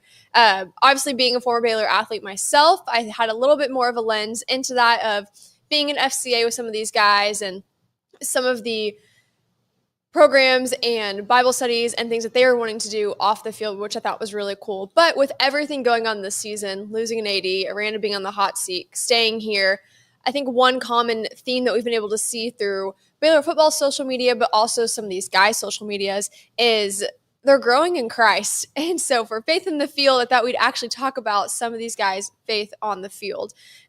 Carl Williams gave a devotional on Baylor football's Instagram about what he learned in Bible study that week. I remember my junior year going to FCA and sitting with Michael Allen and Sawyer and Kyler Jordan and some of these guys, and they're like, we really need to start a team Bible study. You know, we think it'd be really great for our team, and just really encouraging them, praying over these guys that they felt encouraged to go and start this Bible study and minister to some of these guys, because it really is bigger than sports. And Baylor, obviously, that's our whole brand, something that we're a proud Christian university always. And it's been really sweet to see these guys start the team Bible study and it do so well. I know Jonathan McCluda at Harris Creek, he was a very integral part of leading some of these guys in the Better Man study that he has created. Monterey Baldwin came back last week to get baptized by Sawyer Robertson, which I just think is really, really sweet. He is obviously playing in the pros, doing his thing, living his dream, but he came back to Baylor a year later where his faith journey started to get baptized. Sawyer Robertson did a podcast with Robert Griffin and what his faith means to him. Matthew Klopp shared what he learned in Bible study, what baptism means and what the principle of that is. And then on November 5th, 10 guys were baptized by Michael Allen, Kylan Reed, Walker White, and Jacob Redding, Sawyer Robertson. So I just hope people have not missed what has gone on in the Baylor football program off of the field this year, and developing men of character and men of faith. So then once they are done playing football, a lot of seniors might be done today. They are great men and have a faith background, are able to go into the world and be successful. So I really hope people have not missed of what Baylor football is doing from a mission standpoint to some of these guys. Man, nice. And it's kind of cool to, yeah, you're right. You had crossover with some of these seniors, and y'all were at these same. FCA was something when I played in high school. FCA was, I know this will shock most of our audience, but I was president of the FCA at one point, Kaufman High School. All right. And it shows you kind of what our standards were. But it's a very important thing. And other people have been involved in Young Life and all those kinds of things. But Baylor, you do sometimes need to kind of step back away from coaching carousel, hot seat, scandal that, we've talked, all the stuff we talked about all season, and go, okay, what is Baylor's mission? And sometimes I hear, and it sounds so trite to me, I had never heard this term when they would talk about like coaches or a search, and they'd be like, we have to find the right mission fit. And sometimes to me, that feels like just all talk. For sure. What I like hearing is behind the scenes, and I don't think Sawyer and some of the people you mentioned, and you obviously, were doing any of that for, in fact, I don't even think they probably love that it gets right out on, social media, but it's fine. It's fine for other people to know what's going on, and good for Sawyer Robertson. Yeah, behind the scenes look. I think it's important people know that is what's being fed to those guys off the field, and they're wanting to create a culture regardless of the outside noise and what's going on. But little insight into Baylor football. All right, thank you, Faith. It is time for Big 12 Wraparound. That is next. Posey, and I'm a third-generation Baylor Bear. During my time playing baseball at Baylor, I started a hat company called Hondo, which started as meek and humble beginnings, has quickly grown into something more. Over 40,000 hats sold, and then over 100 retail locations nationwide. I love vintage Western hats, but couldn't stand the condition they came in, so I decided to make my own. Vintage style, but with modern aesthetics. Thank you so much for making my dream come true, and for enabling what was once a dream to become a reality. God bless. Drive into fall at Allen Samuels Dodge Chrysler Jeep Ram in Waco. Huge savings and the best selection in Central Texas. From powerful Ram trucks, Motor Trend's Truck of the Year, to adventure-ready Jeeps and stylish new Dodges, we've got the right ride for you. Upgrading, downsizing, or buying your very first vehicle, Allen Samuels has you covered with friendly service and deals that make driving fun. Don't miss the Drive into Fall event. only at Allen Samuels. Come by. Let's be friends. Everyone, hello. Guys, welcome back to Dear Sports. I am so pumped to be back in the podcast world and filming season 2 of Dear Sports. On this podcast, you're going to find stories from former and current athletes about their journey through sports and the impact it has made in their life. Make sure to subscribe on YouTube and follow our Instagram and Twitter to stay updated on all things Dear Sports.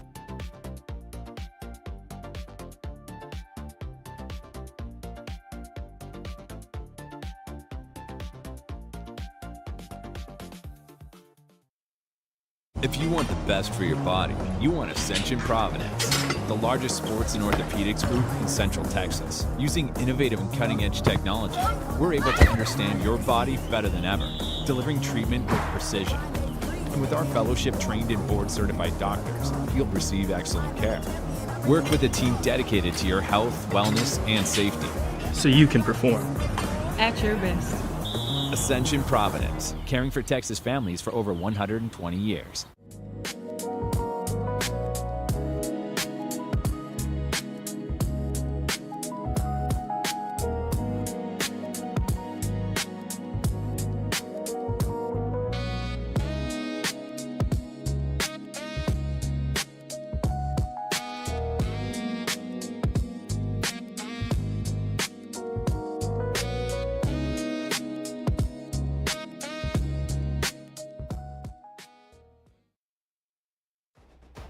Falconberry Construction is now Gather & Co. Kitchen and Bath. Check out GatherCoRemodeling.com.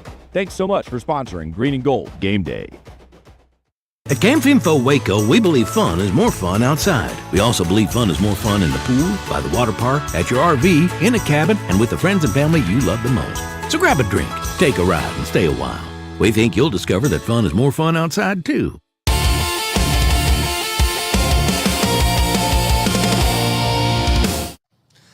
It is Green and Gold Game Day. We are getting closer to kickoff. Baylor and the University of Houston. Faith Lynch alongside. And Faith, I want you to get us started on Big 12 wraparound. We've already had some games, obviously, last night, yesterday, and then today, a slate of games, including our own, right out here at 11 a.m. And by the way, thank you, KWTX. Great to have you.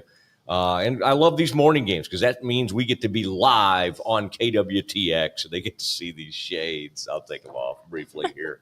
But great. That's fun. It's fun doing that. And we love our YouTube audience and all the, and our folks on KWTX can sign up for the Green and Gold Game Day YouTube experience. And then you can ask us things. You can comment. You can take our poll. Oh, the poll is just, yes. How is that going? Good. I think we'll check in with those soon. Good. But I can kick us off with Big 12 wraparound. Utah versus Kansas. Final score 31-21. Jalen Daniels threw 3 interceptions. I feel like it was a game up until third quarter. I feel like they were in it, and I was like, okay, let's see. Kansas may get one, but I feel like those 3 interceptions were really just. You can't win a game having 3 interceptions. No, it's tough. Although I think the Bears did it last year against U of H. Bears won 20-10, and Sawyer during that unbelievable run actually had a rough game, and they were picking him off. And that was the Michael Trigg breakout where he kind of carried the team that day. And we'll hope on Senior Day, Michael Trigg, I think the quarterback you mentioned from Kansas, has had 3 different senior days. I think he's been there a long time. And Utah, as you said, wins that thing 31-21. It was close. They were up, and then Utah finally got past them and moved on about their business. And we do have the BYU and Texas Tech are now, it is official because of some of the things that happened last night, that they will play. So no matter what happens with Tech at West Virginia, and I don't think that's going to be a situation where they go and like rest a bunch of starters or anything, but it would not, because they obviously have a chance now with A&M losing to perhaps jump up in that first 4, the bye, and bring it up A&M. Okay? I'm doing fine. I know I have a family member that's not doing as well today and has been upset and was ready to turn the page last night, play some board games or kind of move on there. But the Longhorns did get it done in Austin, 27-17. And that's why when it comes to, I bring up the lines and all these things and gambling and all, you cannot on these huge rivalry games. It's really hard to get a read on this thing. And the Aggies in that second half, they've been a second half team a lot of the time against LSU, against South Carolina, against Notre Dame. They've played really well in the second half, and they did not get it done. They did not. Yeah. I love a good storyline, and so part of me is kind of excited for Arch Manning just because he's just had a rough season. I feel like in the media, just everyone's like, "Oh, we wish he could be better," and his last name is Manning, so it doesn't work if he's not playing well. But I was excited for him. You could see the joy in his face after the win, the relief. So that was kind of fun. But again, speaking of rivalry games, Arizona State, which that made the BYU Texas Tech game for the Big 12 championship official. Arizona winning 23-7 at Arizona, correct? That game was, I believe, at Arizona State, but it was Arizona took care of business, and Fafita he really has emerged late in the season. They put it on Baylor. They were 7-3 going in that game, so now they get to 9 wins, and the Arizona State it was tough. You got to give them the fact that they have done this without their quarterback late, and their quarterback may end up transferring. That'll be a big story in the offseason. But Jeff Sims steps in for Arizona State, and though I love that head coach, they could not quite get it done. I mean, give me Kenny Dillingham any day of the week, but they did not get the job done in that game. Now the game's coming up today. And by the way, there were a couple more yesterday. Iowa just put a beat down on Matt Rule's Nebraska. Can you believe just weeks ago we were talking about Penn State? Mm-hmm. I mean, again, Matt will have some great post-game stuff, as always, does a really good press conference. But then he gets into the season, and boy, Nebraska has gotten kicked around, and now their quarterback is thinking about transferring. Scotty loves it when I go into Mosley on the Big Ten on some of these pregame shows that we've done. Now, Colorado at Kansas State. Yep. And that's on FS1. That's 11 a.m. kickoff. And then Iowa State at Oklahoma State. That season for Oklahoma State will mercifully come to an end, but they have excitement there with Eric Morris being hired, and have a new head coach. Yeah, I think they have a lot to look forward to. Yeah, it'll be exciting to see how they flip that program around and really change some things. I mean, to have a season like they did, it's hard to maybe flip some of that. But I think the Colorado K-State game, same situation that Baylor's in. They're fighting for bowl eligibility. K-State is. And then Colorado is just really trying to prepare for next year. And same situation as OSU of, hey, let's try to put some of these pieces back together. And I know Primetime, he did I saw it on Instagram, but he kind of prepares some of those guys to enter the portal. So that's kind of where Colorado is sitting right now. But I think that'll be an interesting game to see if K-State will make a bowl game. Yeah, I think that's right. And, boy, they've had some – the coach was crying after last week's game against Utah. He was brought to tears. I mean, we can certainly sympathize with him for some of the things we've seen. But UCF at BYU, that's a noon kickoff over there on ESPN2. And then Cincinnati at the Horned Frogs. Cincinnati's a team leaking oil that had a nice, really had a bounce back, had a pretty nice season, and so that was good to see. So we'll see what TCU is able to do there at their place, because TCU had a big win over Houston just last week and kind of did it with defense.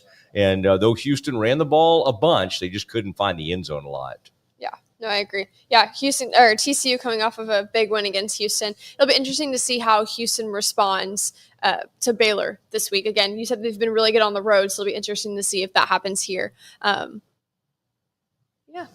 Okay. And yeah, I think all these games, and then that BYU, we talked about it a little bit, the BYU and Texas Tech championship game. I mean, sometimes you don't really want to see another game of one that was that bad, but this gives BYU a do-over, and I think that's very, very important. All right, it is time now to go Behind enemy lines, Kevin Eschenfelder joins us next.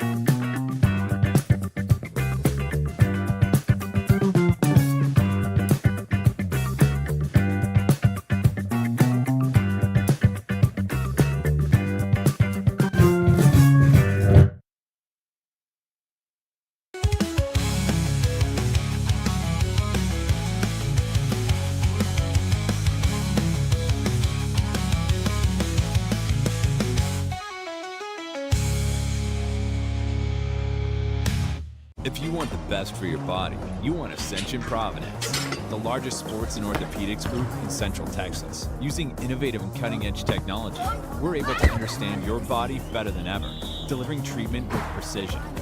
And with our fellowship-trained and board-certified doctors, you'll receive excellent care. Work with a team dedicated to your health, wellness, and safety. So you can perform. At your best. Ascension Providence, caring for Texas families for over 120 years.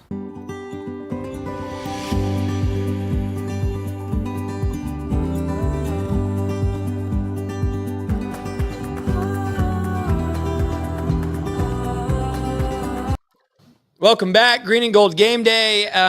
We've got a whole network of good shows here, 365 Sports, Rogue Media, and this past week, Pete Souza, one of our own, got to interview the voice of the Houston Cougars, Kevin Eschenfelder. He also does some work for the Astros and the Rockets there in Houston, but gave us some fantastic insight, not only into this season for the Cougars, but also all the things that Willie Fritz has been doing to make sure that they are having an outstanding year. And if you're going to go behind enemy lines the way that we're doing today, you've got to get a source from the inside. So let's go ahead and throw it to Pete Souza and Kevin Eschenfelder. About Kevin Eschenfelder and the Houston Cougars. Kevin, thank you so much, man, for taking the time this morning. Happy to do it. It's great to have you. You know, you are all things Houston, Astros, Rockets, and now we look at it, especially the Cougars. And this has been a very special year for Houston football fans. I was fortunate enough to be there for the very first game, the non-con victory, the Thursday night win at home. And it was very clear, the people I talked to around the sport of college football, that they were certain that Willie Fritz was going to have a very solid year too, because one, he's an amazing coach, but two, that's what he does. Is this something that you foresaw coming into the season? I looked at the schedule and I thought it was a very favorable schedule. I'm not going to say it was easy. I thought it was a favorable schedule. I thought it set up very nicely, and it has. At the same time, they've gone to Arizona State and won. I mean, I was a defending conference champion. But yeah, it's something I don't know that I foresaw an 8-win season, but you remember they were 4-8 a year ago. But that's what Willie Fritz does. If you look at his record, what he does in year 2 of his 6 jobs that he's had as a head coach, it's off the charts. About a game over 500 in his first year. Second year, he's over 20 games over 500. So it's that's what Willie Fritz does. It's a matter of having to build a culture, and it's. I think it might be a little easier to do in some regards now because of the transfer portal, because you can build it pretty quickly. And it's not about going out and getting transfers. It's about going out and getting the right transfers. And he's certainly gotten some guys that can help. And that's been the case so far this season. Kevin, when he was at Tulane, he did a terrific job of finding guys who had left New Orleans to go to, maybe like a Georgia or an Alabama, and they get to those programs and maybe they hit a wall playing time wise and they come back home to New Orleans. The plan was sort of to do something similar in Houston. How has that, having Houston guys, right, that maybe played somewhere else come back home to Houston? This program embodies the city, kind of like the basketball team. I've started to notice that. How close is this city to this program and this team as far as the support? Right now, it's not where it needs to be, and I think people know what I'm talking about. But at the same time, it's a different situation. You're not in a one-team town like a lot of college towns. There's 4 million people. Chicago, Los Angeles, and New York. Houston's the size of Chicago. I mean, there's a lot to do, and I get it. There's the same people who go, well, then should be a lot of people that can come to the games. I really think from a standpoint, if when they win, I mean, I was there, when they beat Louisville on a Thursday night and sacked Lamar Jackson 11 times and there wasn't an empty seat in the house. You can't live on what you did a decade ago, but I know that it wasn't that long ago that you can have it like that again. And I think if they continue to win, that will be the case. Getting your message out, there's no other way to put it. There's a lot of A&M fans here. There's a lot of Texas fans here. There's a lot of LSU fans in Houston, Texas. But it's a big enough city for everybody. And if the Cougars win, that's where it starts. You got to make it a fun presentation at the game, and that's certainly something they've worked on. And the winning has certainly been there. The irony of it is they have 3 losses, and all 3 of them have been at home. They're undefeated on the road. So, the level needs to be raised. But at the same time, I've seen it done before, and it's not going to happen overnight. Willie Fritz is just in his 2nd season. There are a lot of options in this city, but I do think that the Cougars, they continue to do what they're doing. They'll move up that ladder as far as the option is concerned. Well, one of the guys who really has improved the situation Houston football-wise is Connor Wigman, right? And there was issues with health. There was never really issue with ability, but it was whether it was the program fit, whether it was a different offensive coordinator. It seemed like every 6 months, now he's got some stability being in Houston, right? Playing under Willie Fritz, and clearly he's taken full advantage of the opportunity. How have you seen him develop and his game grow in the short time that you have been able to cover him? Honestly, Kev, to me, my heart is full that he's healthy. And he's had the opportunity to do everything he's done this year. Yeah, and I preface this by saying I don't know this for a fact, but I got the feeling his last year at A&M that he was playing through some injuries. And when you play at that level, if you don't have the zip on the fastball, those defenses in the SEC, they're going to make you pay. I'm not sure that he was completely healthy, and again, that's my opinion. But this season, he certainly has been. Yes, has he made some throws in which you would want to have those back? I would say yes. But the thing that surprised me the most about Connor Wigman that I didn't realize how good an athlete he is. Because Connor Wigman, he's their 2nd leading rusher. And you're talking about a guy that's had a couple of 100-yard games. When the Cougars offense is at its best, it's when he has the ability to run and they can get him out in space and help and let him run. That's when they're at their best, and that's when they can do some damage. He sees man-to-man coverage, and he sees those corners and safeties, running downfield with their backs to him, and he's just chasing them down the field. And that's certainly been a huge weapon for Connor. Again, decisions, everybody's going to not see that safety coming over the top every once in a while. That's going to happen. But all in all, it's been a very good season for Connor Wigman. I want to talk about a couple more players, and then we'll talk about the matchup, and I'll let you go. I know you got a busy day coming up on the holidays. By the way, happy Thanksgiving. Happy early Thanksgiving. Same. Yeah. Dean Connors was a guy that I just was so excited to watch before the season. You knew he was going to have an impact, but he really has. And the transition, what is it, like 2.5 miles from Rice to Houston? Short trip, right? But he's made the most of it. Yeah, and people forget, too, is that, they lost their leading rusher before the season even started. So a little bit of serendipity as far as Dean Connors is concerned. Rayshawn Sanford, their leading returning rusher from a year ago, their leading rusher last year, he tore his ACL, so he's been out all season long. But Dean Connors has stepped in a big way. And you just, as a guy who got that extra year of eligibility when they went back and changed the rules a little bit as far as the junior colleges are concerned, and he got that, and you knew he was going to try to take advantage of it. He certainly did. And he's a hard-nosed guy. He's a guy from Hawaii. He played at Rice, which means that he knows the game and understands. He's an intelligent. He's a really interesting cat. He's a guy that I wouldn't be at all surprised about 5 years from now we see him on Survivor or something like that. But you know what?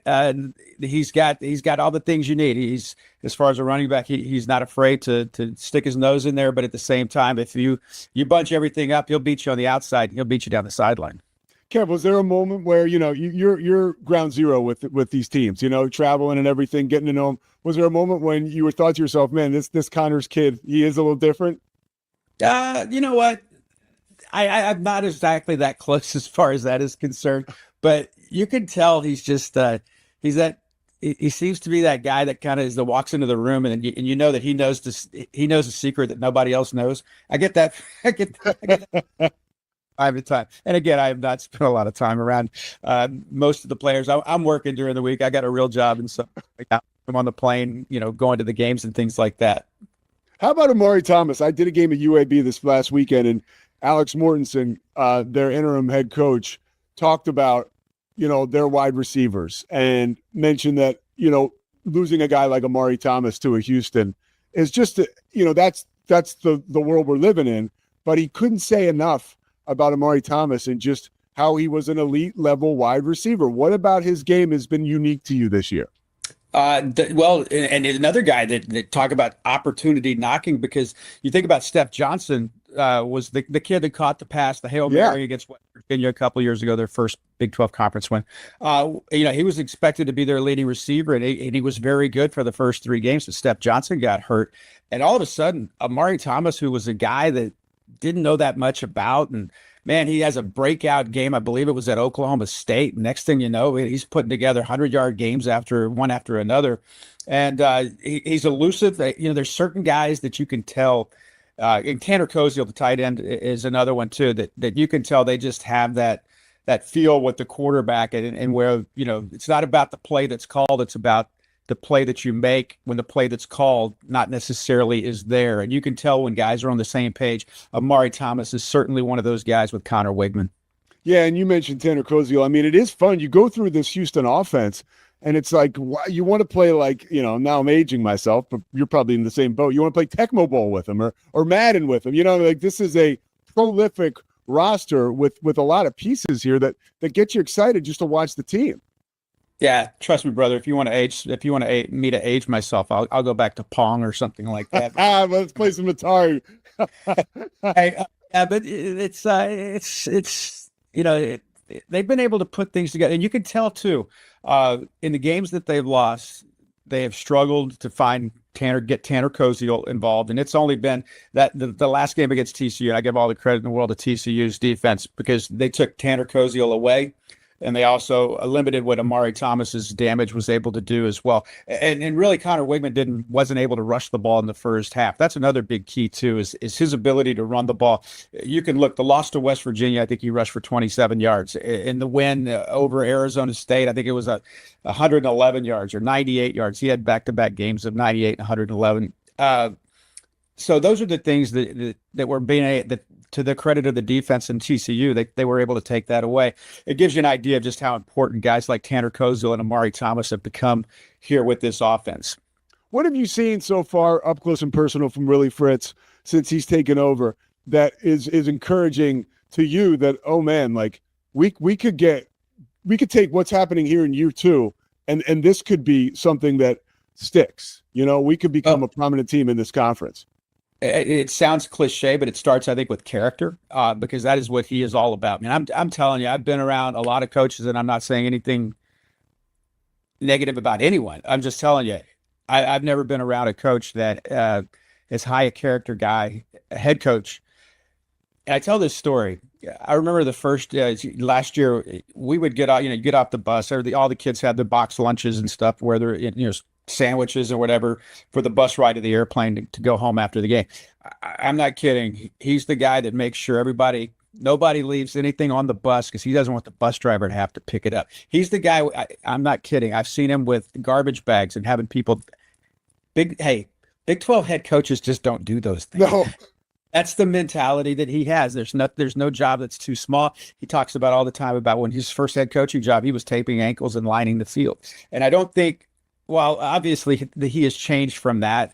That is still in his DNA, and his ability to transfer that to players. And I think about in his recruiting, because I hear about big time recruits that are committed to him as much as the university.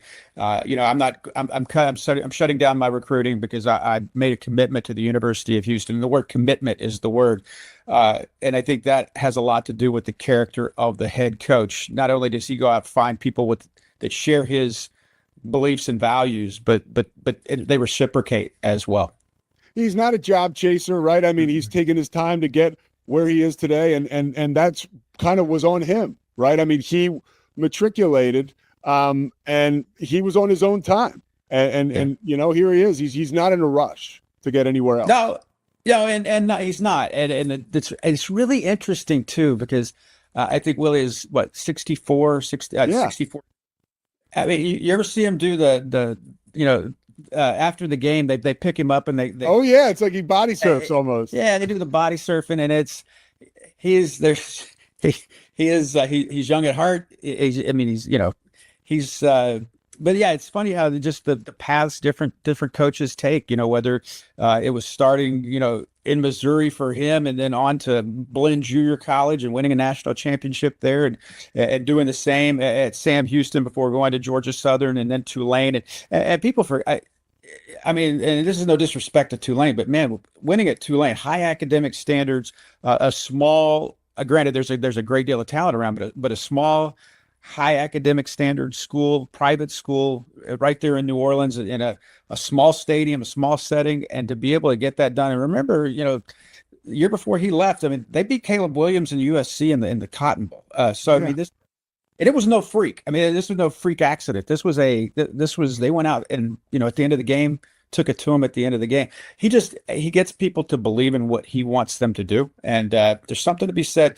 I know a lot of players are out, chasing what is out there to get in college football now. And I don't blame them for it. I don't blame it all for doing that. Get what you can when you can. But he has been able to get guys in that culture to be able to play hard for him, I think, and to play hard for their university. Kevin, as we move to this Saturday, Baylor is in just a strange situation. I mean, the vibe around the school is, there are some folks who are just apathetic, because they're upset about Dave Aranda staying. Let me ask you this question, somebody from, your Texas guy, from afar, what does this situation look like to you? I hate to get into talking about other schools' situations because I'm not close. I asked the question. I got from afar. It looks like they've won some games that you didn't expect them to win, but they've also lost some games that the fan base would like to. And I think it's a fine line. And I'll throw University of Houston in there as well. It's a fine line with some of these Big 12 schools of keeping the fan base energized, and you got to win, and mediocrity doesn't get it done. And it's the culture of college football today. Is that what have you done for me? Not lately. What have you done for me last week?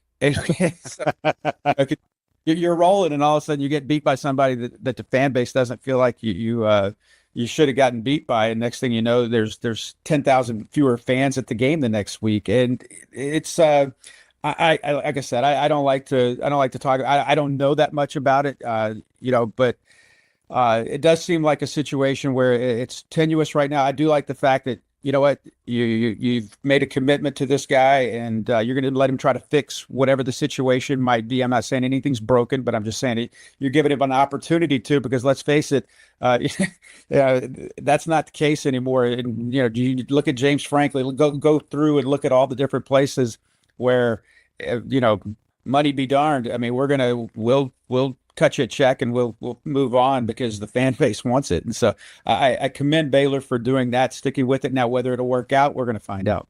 How does Houston finish strong in a game like this as you move towards, it'll be a lot of fun to see where the Cougars end up playing their bowl game. But right now, how do they finish strong on the road in Waco? It's going to be senior day. Baylor actually is, I kept their favored by 2.5, which I don't really understand, but I'm always wrong with this stuff. So what do I know? But it says something. Yeah, I never can. I don't even look at all this stuff, but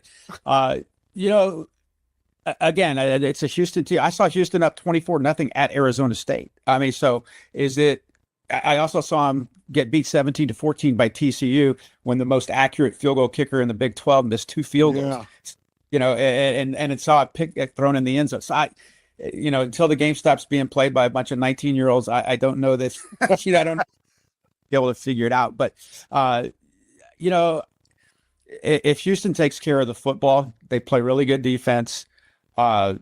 It's weird. You look at where they are statistically, and they're in the middle of the pack at everything: offense, defense. There's nothing they do great except win 8 games, and could have easily have won 9 games. And if they win this week, that's 9. Not everybody in the nation's winning 9 games. And if you get a win, I think that's a big. 9-3 is, it sounds a lot better than 8-4. And they would obviously like to get that done here, but they just, in a weird way, they have just won football games. Yeah, and that's a credit to Willie Fritz. In a weird way, they have just won football games. It's not weird to me. Willie Fritz, that's a winning culture guy. He's won at every place he's ever been, including national championships at Blinn, national championship appearances at Sam Houston State, and a 12-2 Tulane team that defeated USC in a Cotton Bowl. Awesome stuff there from Kevin Eschenfelder. Thank you so much to him for joining us this week on the Pete Souza Show. You can find the Pete Souza Show every single weekday on YouTube from 10 a.m. to 11:30. Just search for the Pete Souza Show. Almost 100K subscribers. If you're here in Central Texas, great place to get both Baylor news and national news throughout the week. Well, stick with us here on KWTX. We've got about half an hour left. Kickoffs at 11 o'clock. We'll be with you here on KWTX to about 10:30. When we come back in just a little bit, we'll get back with Matt Mosley and Faith Lynch. We will recap the 2025 season, which I know for a lot of Baylor fans has not been what we wanted it to be. But, Kevin just said for Houston, 9-3 sounds a lot better than 8-4. I'll tell you something. 6-6 sounds a lot better than 5-7, and we're certainly rooting for a Baylor win today. And then, of course, before 10:30 arrives, we will get you set up with our Bear Essentials to victory and make our predictions for who's going to win this game between Baylor and Houston. Stick with us right here. This is Green and Gold Game Day, and we will be right back.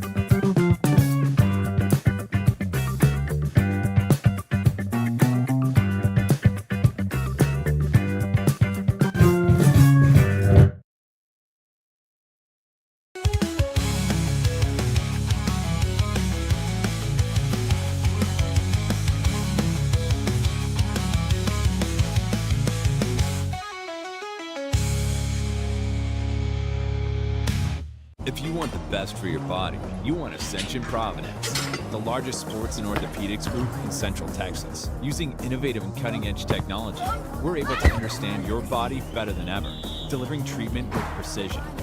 And with our fellowship-trained and board-certified doctors, you'll receive excellent care. Work with a team dedicated to your health, wellness, and safety. So you can perform at your best. Ascension Providence, caring for Texas families for over 120 years.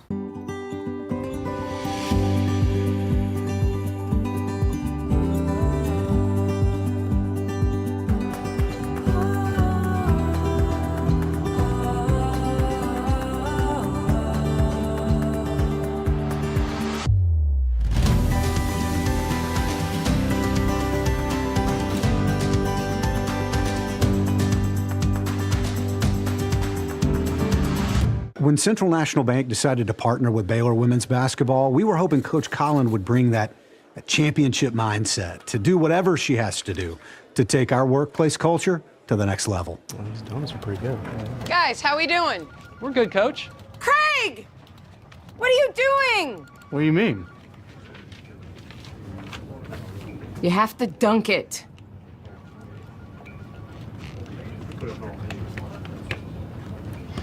So far, I think our employees are really enjoying it. Not everything's a basketball thing. Did you say something, Craig? No, ma'am. That's what I thought.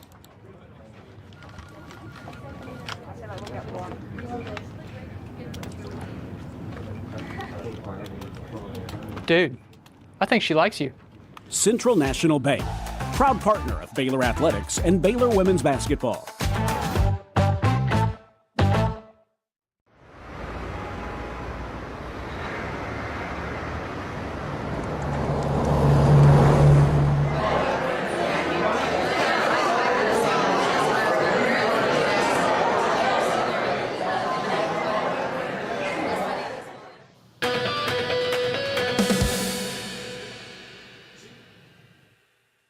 Welcome back to the 365 Sports Green and Gold Game Day Show. Thank you for joining us this morning. Thank you to KWTX and sticking around with us.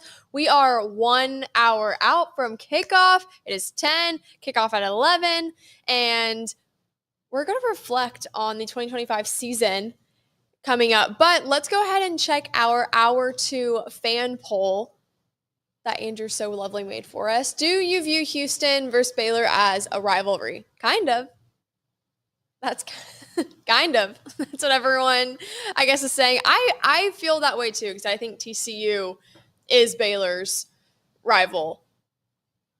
Because I just didn't grow up in the Southwest Conference. But I don't know. I know Matt probably feels differently. But Well, it's gone away a little bit. I mean, the choices are interesting because it's okay. I thought all my hatred for TCU would get more than it did. True. 546 votes. That tends to point to a lot of folks being out there watching us this morning. Happy to have you, KWTX, on the YouTube show as well. So that is interesting. I just think for those of us of a certain age, the SWC just brings back a lot of great memories. And what I hate, Baylor has TCU. What you wonder about, what did the conference really guarantee the other Texas schools? Well, not much. When you look at the rivalries that they protected, quite honestly, the SEC probably did a better job of scheduling out than the Big 12 did. But they preserved Baylor versus TCU, but I think we had all hoped that, the Texas Tech rivalry goes way back. Houston, and just a little bit as we get ready to reflect, Faith, and launch another poll or whatever, and I think you'll enjoy this. Darrell Royal was this legendary coach at the University of Texas. He was unbelievable. He won national titles. In about 1976, at a very young age relative to what these coaches are now, at about the age of 52, he stepped away.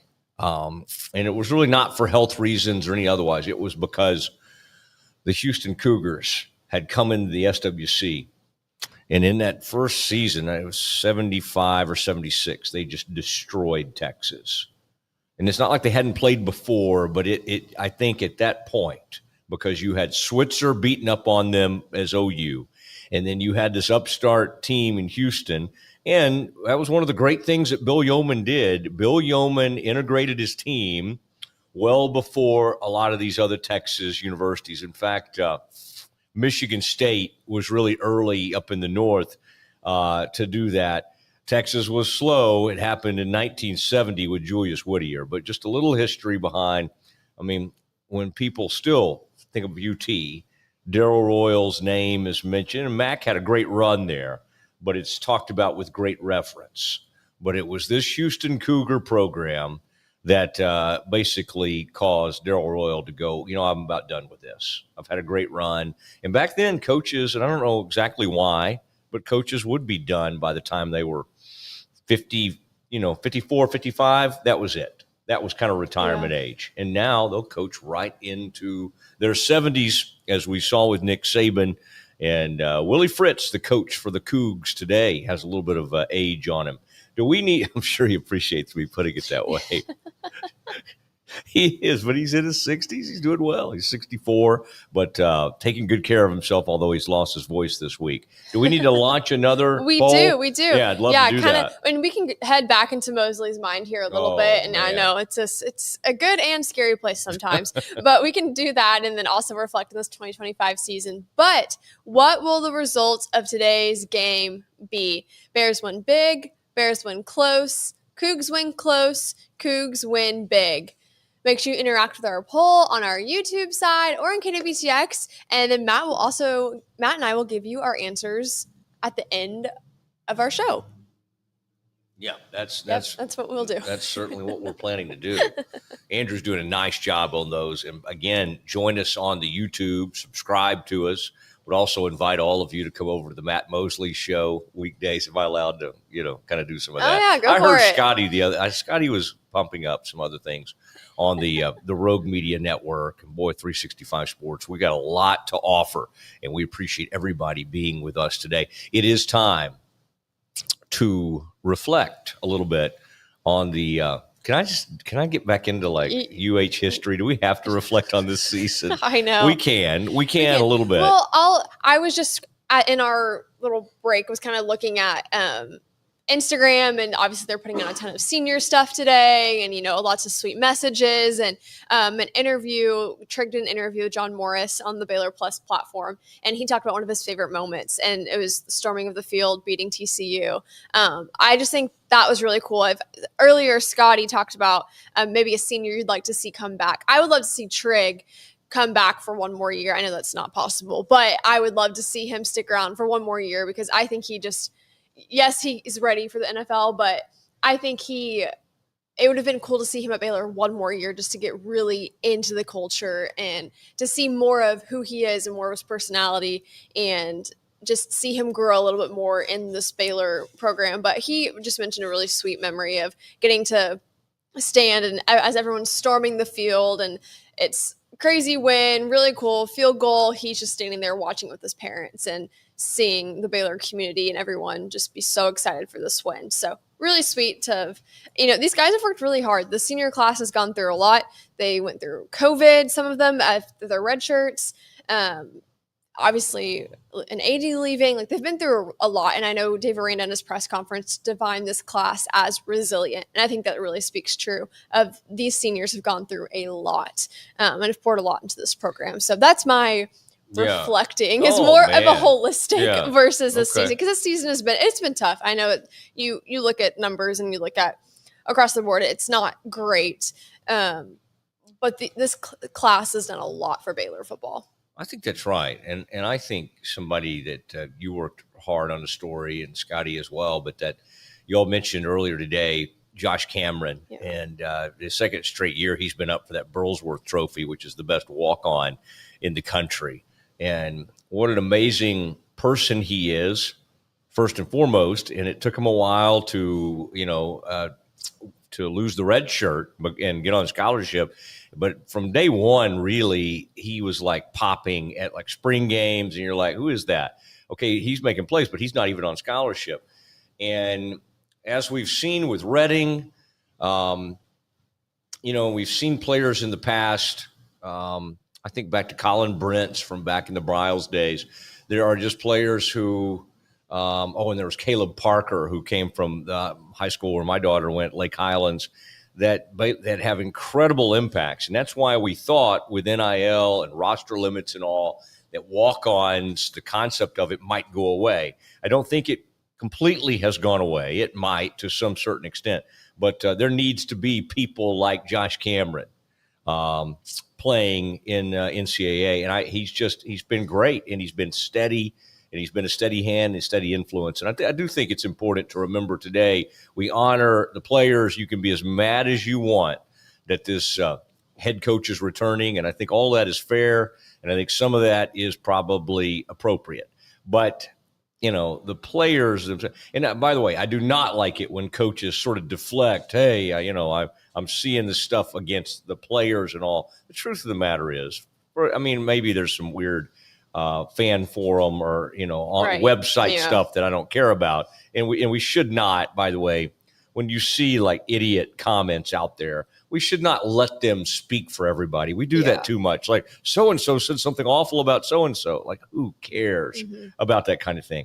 I think for the most part, the Baylor family and the fans do very much appreciate this senior class. They don't appreciate this head coach, and I think they've made themselves known on that. But today really should be about hopefully coming out and celebrating that. Do I expect a large crowd? I do not. And unfortunately, the way this season has gone, and I can't, when I reflect back on this season, you bring up Trig, and of course, I immediately think of that Arizona State game. We didn't find out till a month or so after that an incident had taken place.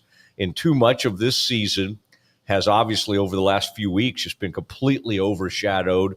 Lack of an AD, search. Is it going to be a new coach? All those things that are hanging over this season. And unfortunately, that's what we're going to remember about this season. And I think in almost any scenario where Mac Rhodes would still be in power here, this coach and this regime would be moving on and would be, I think if we're going to look for silver linings, you look at this recruiting class and trying to keep most of it together.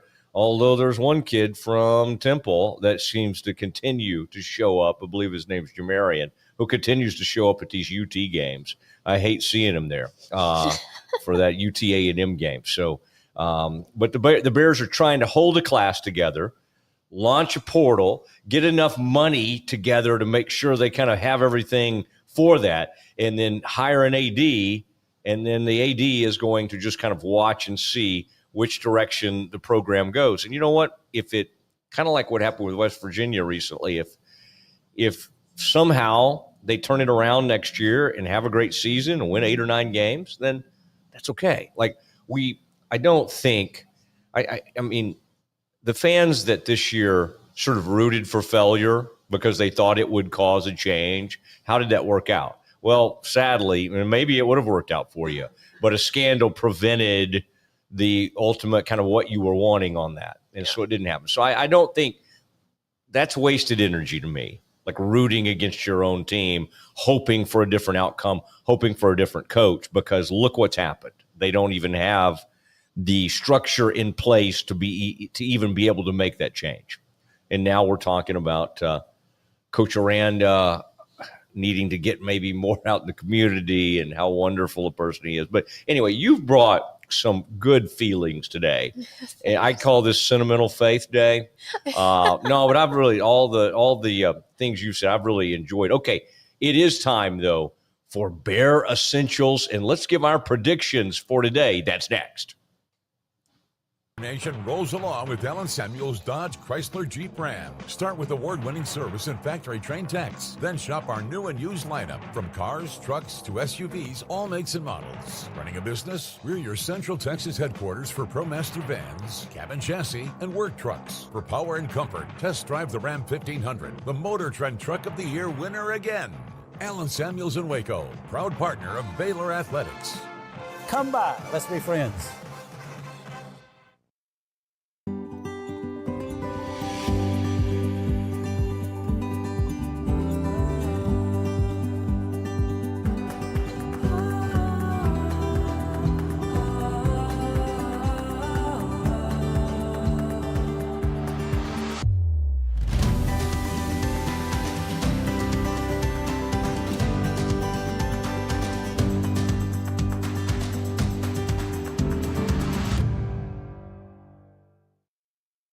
If you want the best for your body, you want Ascension Providence, the largest sports and orthopedics group in Central Texas. Using innovative and cutting-edge technology, we're able to understand your body better than ever, delivering treatment with precision.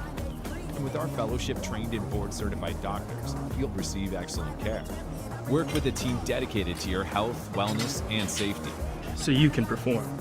At your best. Ascension Providence, caring for Texas families for over 120 years.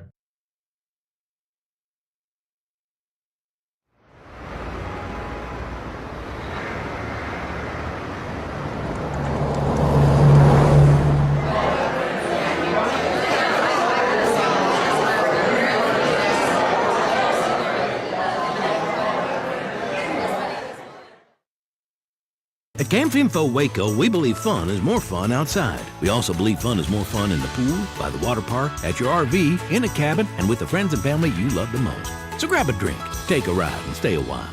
We think you'll discover that fun is more fun outside, too.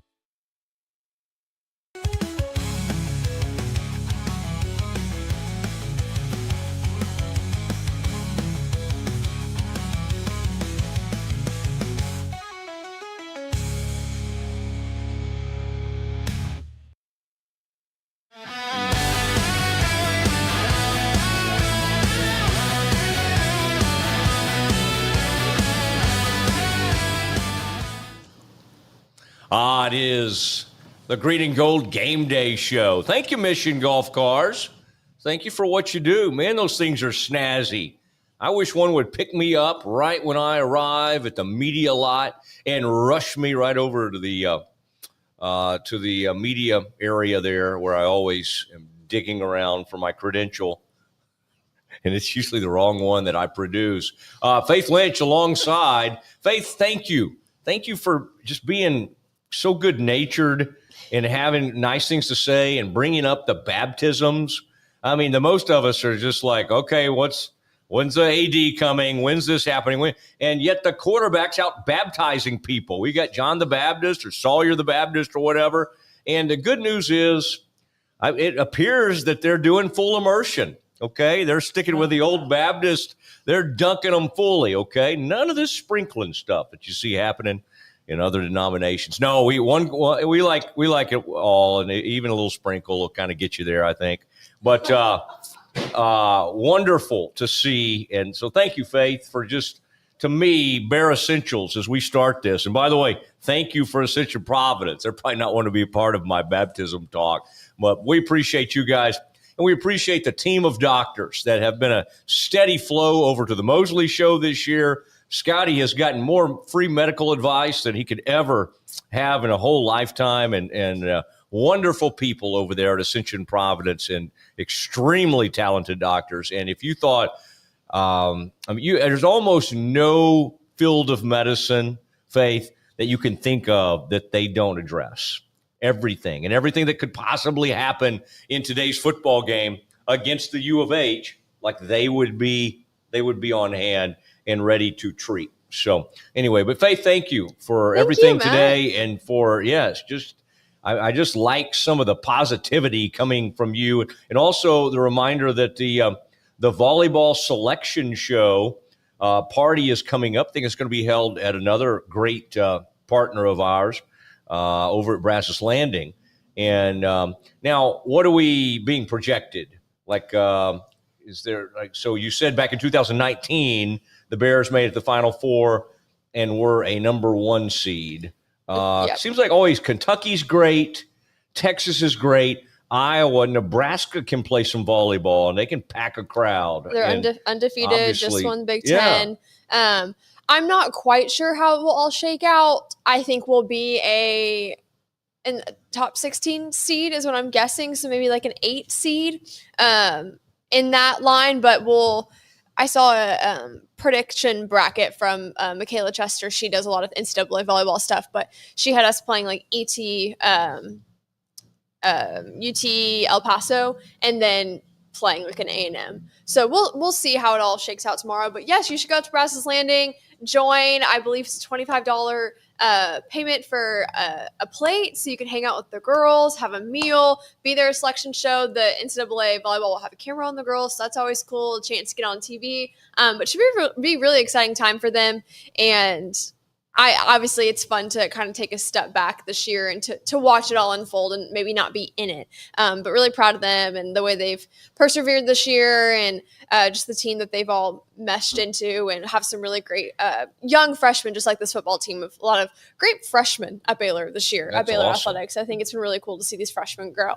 But I would love to hear your Bear Essentials and what you think is going to happen this game. I know this quarterback likes to run, and he seems to be very versatile in whatever team he's wanting to play against. But I do think with the trend of Baylor's defense this season, that he's going to be a runner. Yeah. We got a runner, We guys. got a runner, yeah. We got a runner. This part of the show, and I get extremely serious. I put on my reading glasses. And this is when we get down to some serious business. And I will tell you that Dean Connors for Houston is not only out of the backfield, catching the ball, has run it for 800 yards. You're right about Connor Wigman. Now, not as fast as like Bird Ficklin, the backup quarterback for Utah, or a lot of Levitt. He's not quite as athletic as some of those guys, but very capable, will run, is fearless. Has been a little iffy in the passing game, I would say, makes some mistakes. Their kicker may have some things in mind this week after missing a 38-yarder that would have tied it up against TCU. But what they do is they really stress you with their run game. They are averaging somewhere, about 180 rushing yards a game. They had about that much against TCU, and this is, as you know, Faith, an extreme problem area for the Bears. They have not been able to bottle up quarterbacks, and then, of course, running backs as well. They like to control the ball. They've got a number 9 that you'll want to look out for. I would say they've got pretty good slot players. When Houston was great in the early 90s with John Jenkins as head coach, and they would have receivers catch 90. One time I remember a receiver caught 100 passes in a season. They had a couple of them right near 100. And what they would be great at doing would be the inside receivers at running those routes, their slot receivers, finding openings. And again, air raid from Mike Leach, different from run and shoot, but they're both sort of part of the same family. Now, Willie Fritz, this is a different style what they've brought. The interesting thing to me is I look at this Houston team too. They run the ball well, and they play pretty good defense. And when I say consistent defense, let me tell you, they lost their defensive coordinator to Texas Tech this year. They had a young guy step up who's really, when I say young, very, very young. They went from 40th in the country in overall defense to 41st in the country. So like just right exactly the same. Didn't fall. What I think of these days with Houston, and what I remember from last year's game when Baylor beat them 20-10, is just massive defensive tackles. And with good quickness, I might add. And in the past, Houston's mainly been known for defensive ends who are fast, quick twitch guys that can get after the quarterback. And that is still present. But what they've come to be known for under Fritz, more than I can remember even in the past decade, is larger. They went to the portal and they kind of, and by the way, I'll tell you who else tried to do that this year with great success was Texas Tech. And Texas Tech brought in massive defensive linemen, and then they helped with their edge players. And A&M did the same thing 2 years ago and brought in a guy named Cassius Howe. Now he is a tremendous pass rusher. So, again, I think Baylor can learn from some of these programs, and I get the feeling that Baylor fans have right now because it's kind of like Houston's could go 9-3 if they beat Baylor. Arizona, arrow pointed up. Arizona State had a little bit of a down season based on their quarterback being out. But, I mean, across the board, other than Colorado, and I know UCF kind of really didn't do much this year, Scott Frost, but most of the Big 12, the arrow is pointing up. Even West Virginia has played a little better as of late. So you have 12 programs that are probably arrow pointed up. So Baylor feels right now like just kind of flatline, nothing happening. Today would be really nice to go out, and I know people would say, well, man, think what they could have had.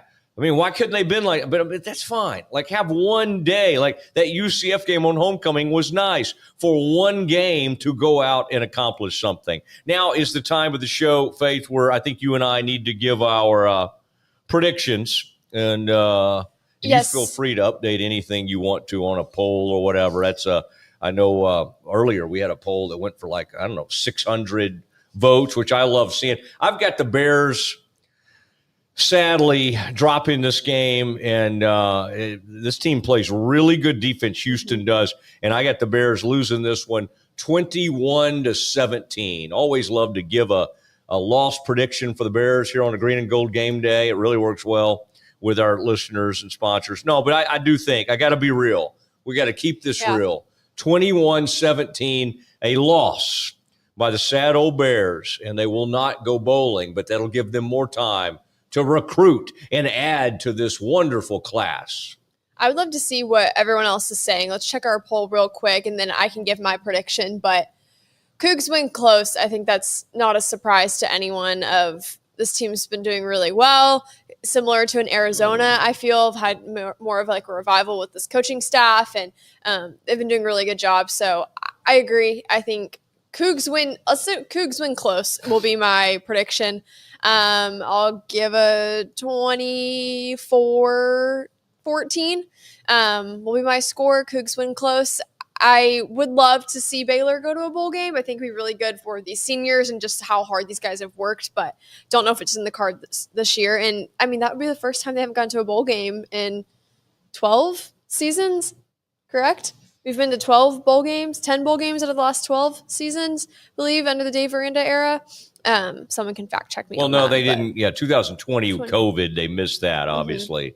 And, they kind of bottomed out. And then, of course, they had their 3-9 year in 2023. But for the most part, yes, they like to go bowling. Yeah, but you don't want to go back to Amon Carter Stadium. You just do not. When you go bowling, you don't want to bowl at your arch rival's home. And I think they put things in place to prevent something like that from happening. Faith, this has been a lot of fun. And you said 24-17? Okay. Mm-hmm. And Cougs. Cougs. Yeah, I know. Man, I Happy hate Green that. and Gold Game Day. I wish there was just everybody. somebody. I wish at least Andrew would pick the Bears. Andrew, give us a decent score here. But it's been a lot of fun this year, and all the folks have done a tremendous. Kevin, even. I mean, Kevin's really matured throughout the season. Scotty's done a tremendous job. Thank you, Faith Pearson. Look at him counting us down. Thank you, KWTX, for everything, and thank you all our YouTube audience. We will see you next time.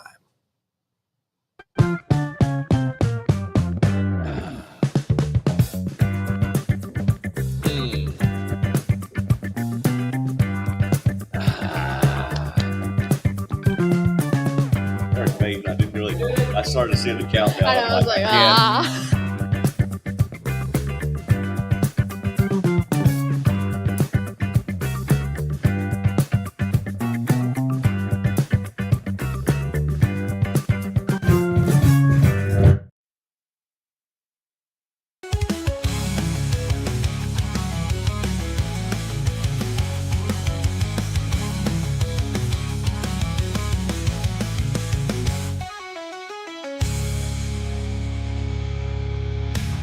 If you want the best for your body, you want Ascension Providence, the largest sports and orthopedics group in Central Texas. Using innovative and cutting-edge technology, we're able to understand your body better than ever, delivering treatment with precision. And with our fellowship-trained and board-certified doctors, you'll receive excellent care. Work with a team dedicated to your health, wellness, and safety. So you can perform. At your best. Ascension Providence, caring for Texas families for over 120 years.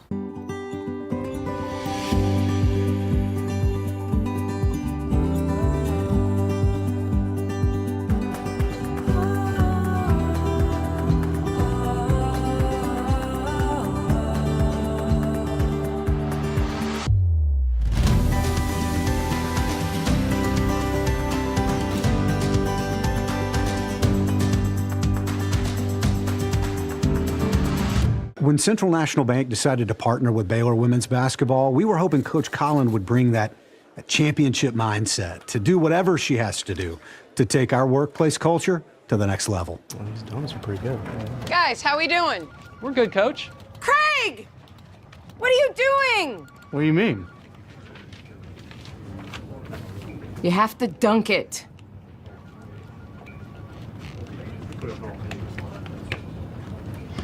So far, I think our employees are really enjoying it. Not everything's a basketball thing. Did you say something, Craig? No, ma'am. That's what I thought.